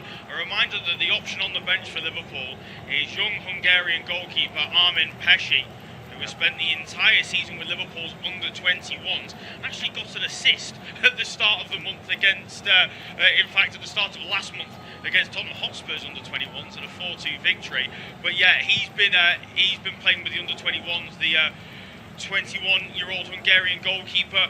Yeah, it looks like Freddie Woodman's going to be okay, so we're going to get back going at 2-1. I was completely baffled as to what's gone on. I'm still not convinced he'll see out the game here. No. He's still hobbling about. Well, Armin Pesci's ready to come on if he's required. I think they're just saying to him, keep warm in case you need it. I mean, I don't think Woodman will be taking any goal kicks.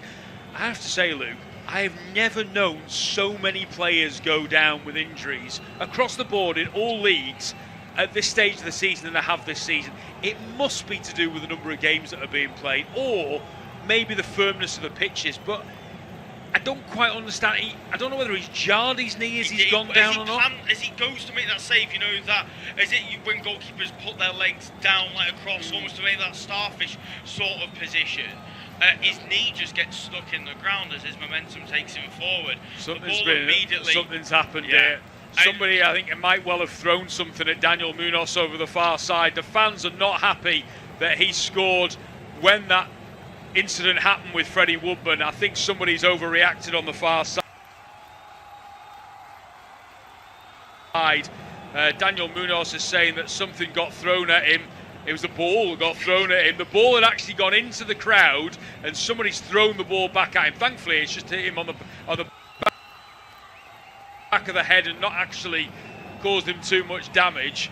Obviously, the fans aren't very happy that he went and got scored. I don't think he's overly keen to take this latest throw-in on the far side.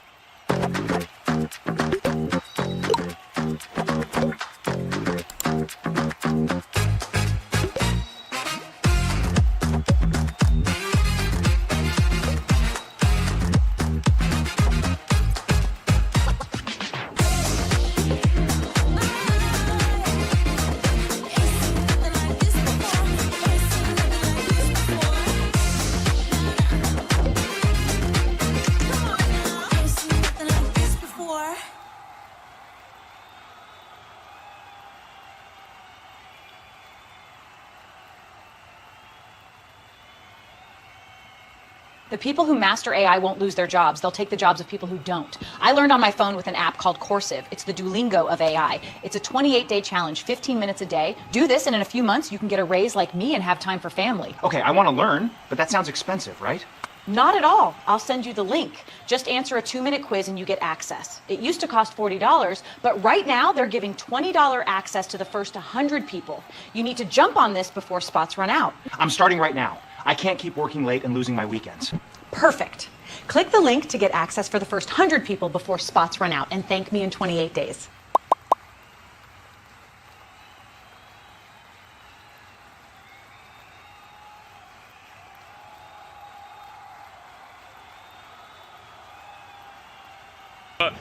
Yeah, I can understand the frustration of the fans, I can, but you've also got to put it in perspective as well, that sometimes Liverpool or other teams' fans might turn around and say, well, hold on a minute, if it was the other boot on the other foot and you were losing 2-0, would you go and try and score? I don't know. I get the frustration. I don't necessarily agree with what Munoz did at all, but as Palace come forward again and the shot comes in from Pino way over the bar, I can maybe see that certain players would do it because they just go as an opportunity to get you back in the game. Either way, whatever you think about the goal, it's almost given this game sort of a bit of an edge weird now. tone. It almost feels there's a lot of anger, it feels now, in this game. And I'll be honest, it's thrown me a little bit, given I didn't know where the ball was, and turns out it was in the back of the net. But I'll be honest, the game had pretty much kind of started to just drift at that stage, and it almost looked like Palace had gone, well, I don't think we're going to get back in this game, and we've got a big match to come in midweek, but they have now got to go back in it, and there's still, of course, another 13 minutes plus stoppages left to play, and it is Liverpool 2, Crystal Palace 1. yeah, it also throws into question that the plan for Arne Slot, because he has to now leave basically an unused sub in case Freddie Woodman can't continue. Soboslai has gone back well and recognised the danger of Pino running in behind. So you've got to leave an unused sub ready for if you need to change the goalkeeper, as Woodman boots the ball out of his hands, and he's gone a mile as well. So clearly now nothing wrong with his right leg, which is good to see. But also as well, you've also got to bear in mind he can only stop the game twice, Arne Slot, to make a change. So you've got to think about it, and you've got to say, okay, well, if I'm going to make a change, I'm going to have to make sure that I'm making two at once. Yeah, but also as well as Isak's going to come off now, by the way, so that change is going to be made. So again, I'm only playing devil's advocate here because I don't necessarily agree with what Daniel... In fact, I don't agree with what Daniel Munoz did. It clearly looked in pain, Freddie Woodman. But he could quite easily turn around and go, well, he was all right to carry on. So what was the... what am I supposed to do? I've got to try and take that opportunity. There'll be quite a lot of discussion about it after the game, especially if Liverpool don't go on and win from here. But Alexander Isak has come off and Ryan Gravenberch has come on. Again, a surprise substitution for me because I was just expecting Ngamoa to come on at some stage, and I would have thought that would give him the opportunity to do so. But Gravenberch it is instead who gets the nod. I'm starting to think you're a bit of a fan of Rio Ngamoa. No, I just thought it was the perfect opportunity to give him a run out at home. The fans are wanting to see him in action, are kind of looking for him to have at least 20 minutes of a run out, and instead he's just decided that, it's not really, just because also as well, I mean, Gravenberch and McAllister have played so much football recently that maybe any sort of break you can give them would be much needed. Yeah, I think maybe at 2-0 you are looking towards a Rio Ngamoa, but 2-1 Gravenberch almost feels like he's needed at this stage of the game. Good afternoon there for Alexander Isak, getting his first goal back after injury. I thought he played really, really well and offered an awful lot. And he played about 79 minutes, so a really good, a productive afternoon, shall we say, for the Swedish international. Just under 10 minutes to go of normal time in this one. Independent off-tube studio-based commentary. Liverpool 2, Crystal Palace 1. That Daniel Munoz goal has given this game a bit of bite, and all of a sudden there's a bit of tension you sense on the field at Anfield. As here come Liverpool driving forward, Soboslai trying to feed Wirtz in behind. They now don't really have a number 9 to get at this Palace backline, Liverpool, which, we'll have to wait and see how the game plays out. If Liverpool go on to win the game, then it's genius from Arne Slot. If they don't, then you maybe question the decision of the Dutch manager. Still 0-0 at Molineux between Wolves and Tottenham. West Ham leading Everton by 1-0. Roberto De Zerbi and his side are digging themselves a rather large-sized hole, it has to be said. There will be a 4-point gap between Spurs and West Ham at full-time if things remain as they are. And all of a sudden, that 4-point gap feels like it's potentially too big. Well, it is when Tottenham can't win a game at the moment. And Kamada's been penalised for a foul on Gakpo on the halfway line. Gakpo, it looks like he's now gone through the middle.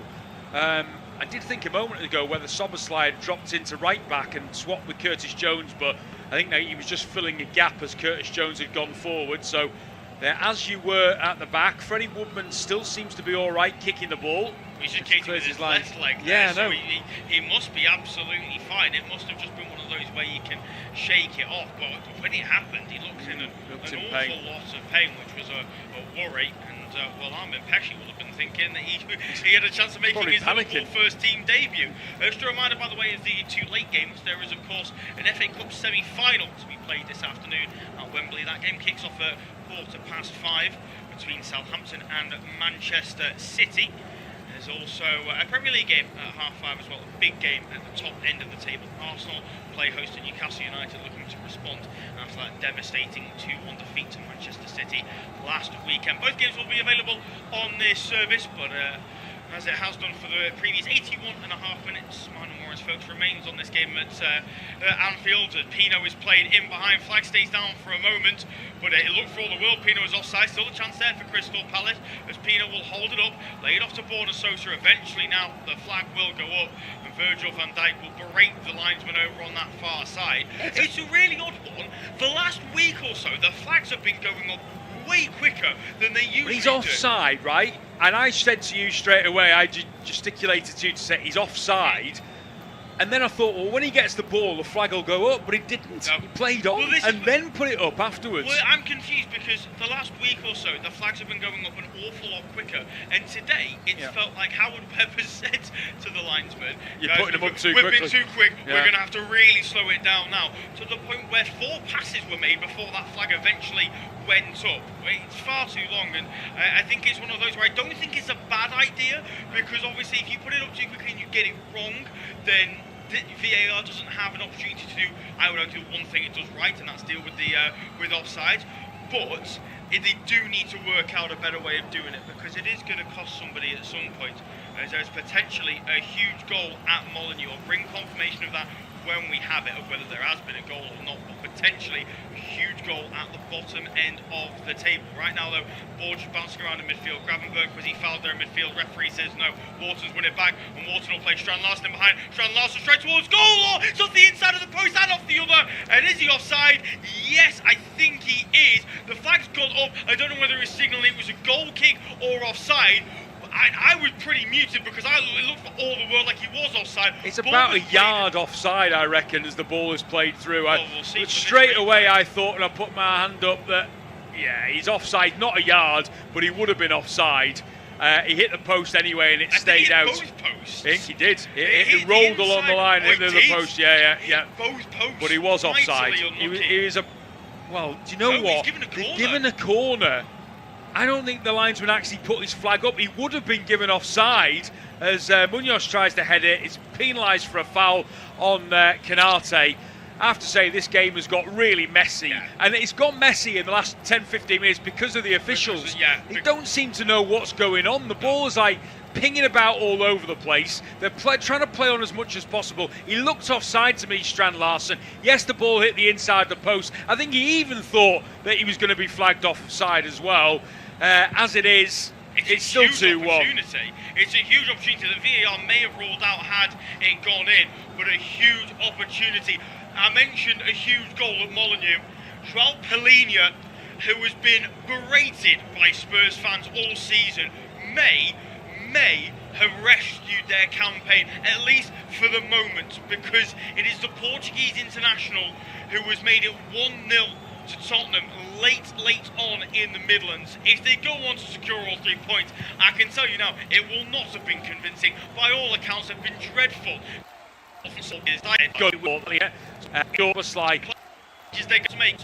Freddie must be okay to continue, but it's going to be Curtis Jones who will depart first.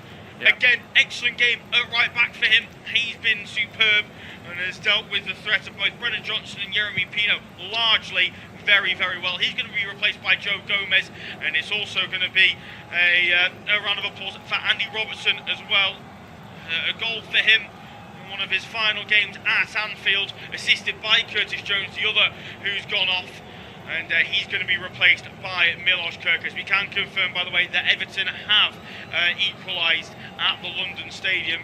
Kieran Dewsbury Hall, Kieran got the goal. The one who's got it. He was great for 50 minutes last weekend, and then it all sort of unravelled for the former Chelsea and Leicester man. But he's managed to get his side an equaliser in this one. And, well, I'll tell you what, that will be a real kick in the teeth for Nuno Espirito Santo and West Ham United. It will indeed, because West Ham will be dropping back into the bottom three on goal difference as Frimpong plays the ball in towards the area for Liverpool, half cleared by Lacroix. Yeah, here come the Reds once again. Kerkez first touches off the bench, feeds Cody Gakpo on the left-hand side. Thought about playing it centrally towards Soboslai, just holds onto it for a moment, and then will feed Ryan Gravenberch as Liverpool just look to hold onto the ball now and try and kill as much time as possible, manage this game as best as they can. Woodman, long lofted ball over the top, looks to try and feed the man over on the far side. It's Gakpo who's brought it down. Now here it is with Van Dijk into Gravenberch. That's Kerkez in that left back position. To Gravenberch once more, who will drive forward down the left hand side. Challenge comes in and it's out of play for a throw for Liverpool over on the left hand side for the home team. Taking a moment to take it, understandably, given the situation we find ourselves in. Kerkez, short throw down the line to Gakpo, who is probably up there in terms of candidates for man of the match, you'd have to say, this afternoon. I'd say Wirtz is up there. I'd say McAllister has been superb as well. But it hasn't been one of those games where a Liverpool player has really excelled. No, it's been more of a team performance, hasn't it? Where I think there's been an odd couple who maybe struggled. I don't think Soboslai's had his best game today, but McAllister alongside him has been excellent.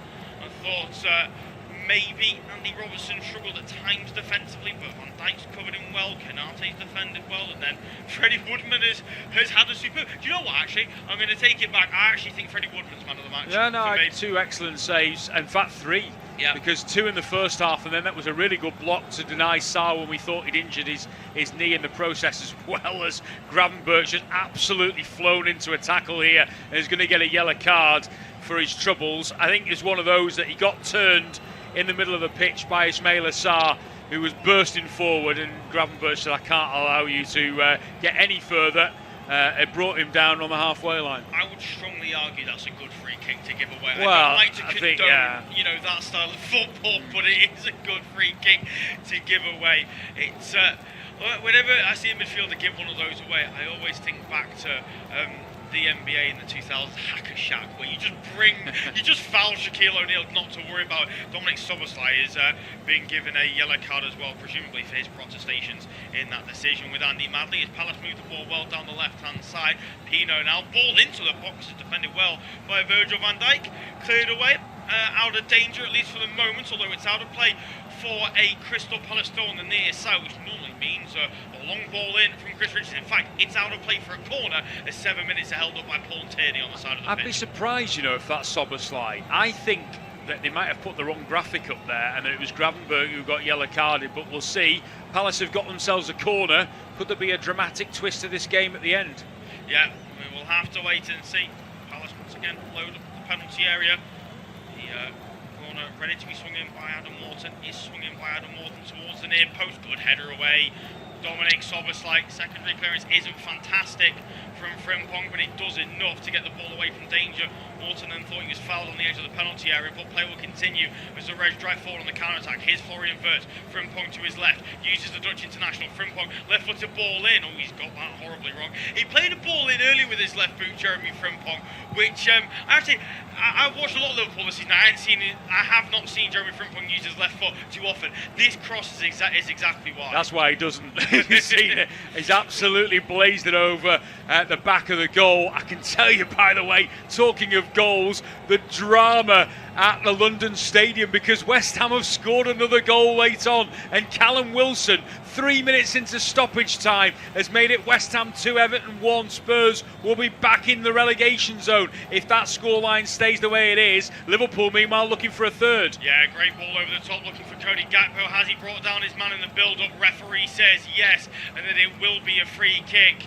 And a foul against the Dutch international. The yellow card is set to be brandished here as well, but I'm not entirely sure who for. If Cody Gakpo is yellow carded for that ball, for bringing down his man there, I'd be very, very shocked. I think it might be Alan Slaughter here, you know. He's gone towards the touchline. The camera's panned to Borna Sosa, so I don't actually know. Why is Borna Sosa, I think...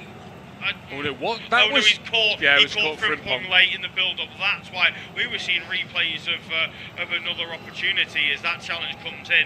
Rightly so, Borna Sosa yellow carded. Liverpool's midfield's gone wandering here because there's a fair bit of space for Ismail Assar to drive forward. Here's Deichi Kamada through the middle. Decent ball towards the byline. Jeremy Pino's waiting. Pino tries to cross it. Kirkes lets it run inside the box. What's he done there? Brilliant recovery challenge to take the ball away from Daniel Munoz. He's shouting, saying, someone's got to give me a call. There's a man behind you. He's got to know that there's a man behind him and not let it run. You can't take that risk. He's decided to let it run, and there's a man standing right behind him waiting to take advantage, and he got lucky that he was able to dive in and claim the ball still. But it's going to be Palace still on the attack. 93 minutes on the clock, 4 more minutes to go, and Chris Richards is going to hurl a long throw in. Yeah, he is. Just to confirm, by the way, Dominic Soboslai wasn't yellow carded. We've just been shown the wrong graphics. It was definitely Ryan Gravenberg.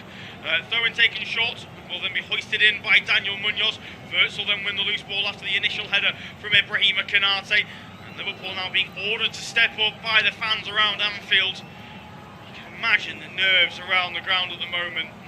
Desperate for the 3 points to capitalise on that defeat for Villa early on and continue this wave in the Premier League. It'll be 3 wins in a row for Arne Slot's side after the victory against Fulham a couple of weeks ago in the Merseyside derby win last weekend. But Palace, in order to take a bit of momentum going into that game in Poland against Shakhtar Donetsk midweek, will be desperate for the equaliser. Here it is on the left-hand side with Borna Sosa. Into Jeremy Pino, edge of the penalty area, looks to feed Ismail Assar. Gomez reads it well, and then will also try and see it out for a goal kick. No, he's had to keep it in, but he launches it long down the near side for Dominic Soboslai to chase. In fact, it's Wirtz who's putting a bit of pressure on JD Cambo.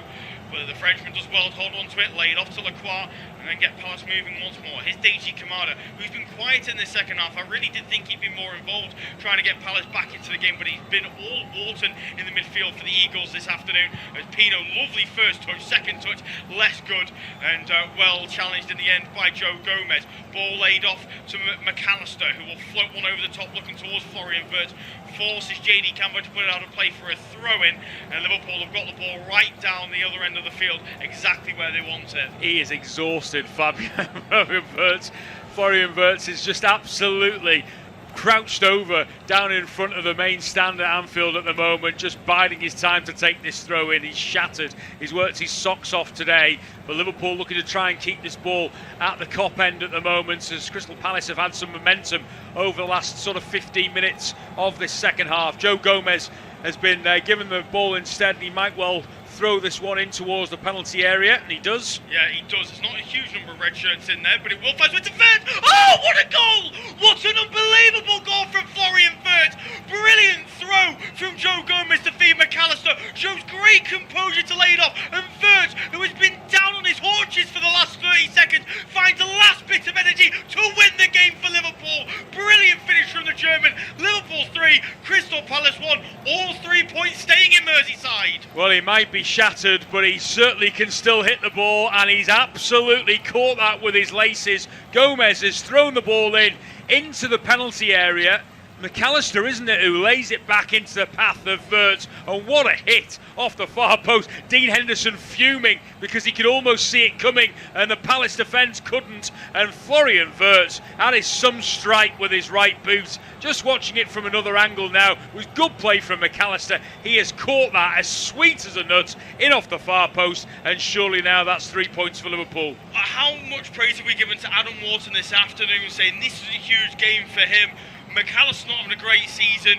It almost feels like what Liverpool could have and what Liverpool do have. Well, what Liverpool do have came on top there. McAllister's had one of his best games this season, this afternoon. Topped it off with a beautiful assist from Florian Wirtz, out-muscling Adam Wharton and laying off to Wirtz, who has been unbelievable this afternoon. Worked his socks off and killed the game off. A little bit of a celebration in the face of Adam Wharton from Alexis McAllister as well. Liverpool showing a little bit of bite back to Crystal Palace at the end of this game, having had to go through so much this afternoon. But what a way to cap off a victory. Fantastic strike from Florian Wirtz. I've now seen that potentially Szoboszlai was yellow carded for time wasting. So I actually think the TV pictures were right and he was indeed carded. I'll break off because Chris Richards made a great run down the far side. Ball to the box isn't a bad one. Dealt with by Canate. Further cleared by Joe Gomez. We'll probably have an extra minute added on to the end of the 7. But it feels like, well, I say it feels, the game is done and dusted. All 3 points going to Liverpool.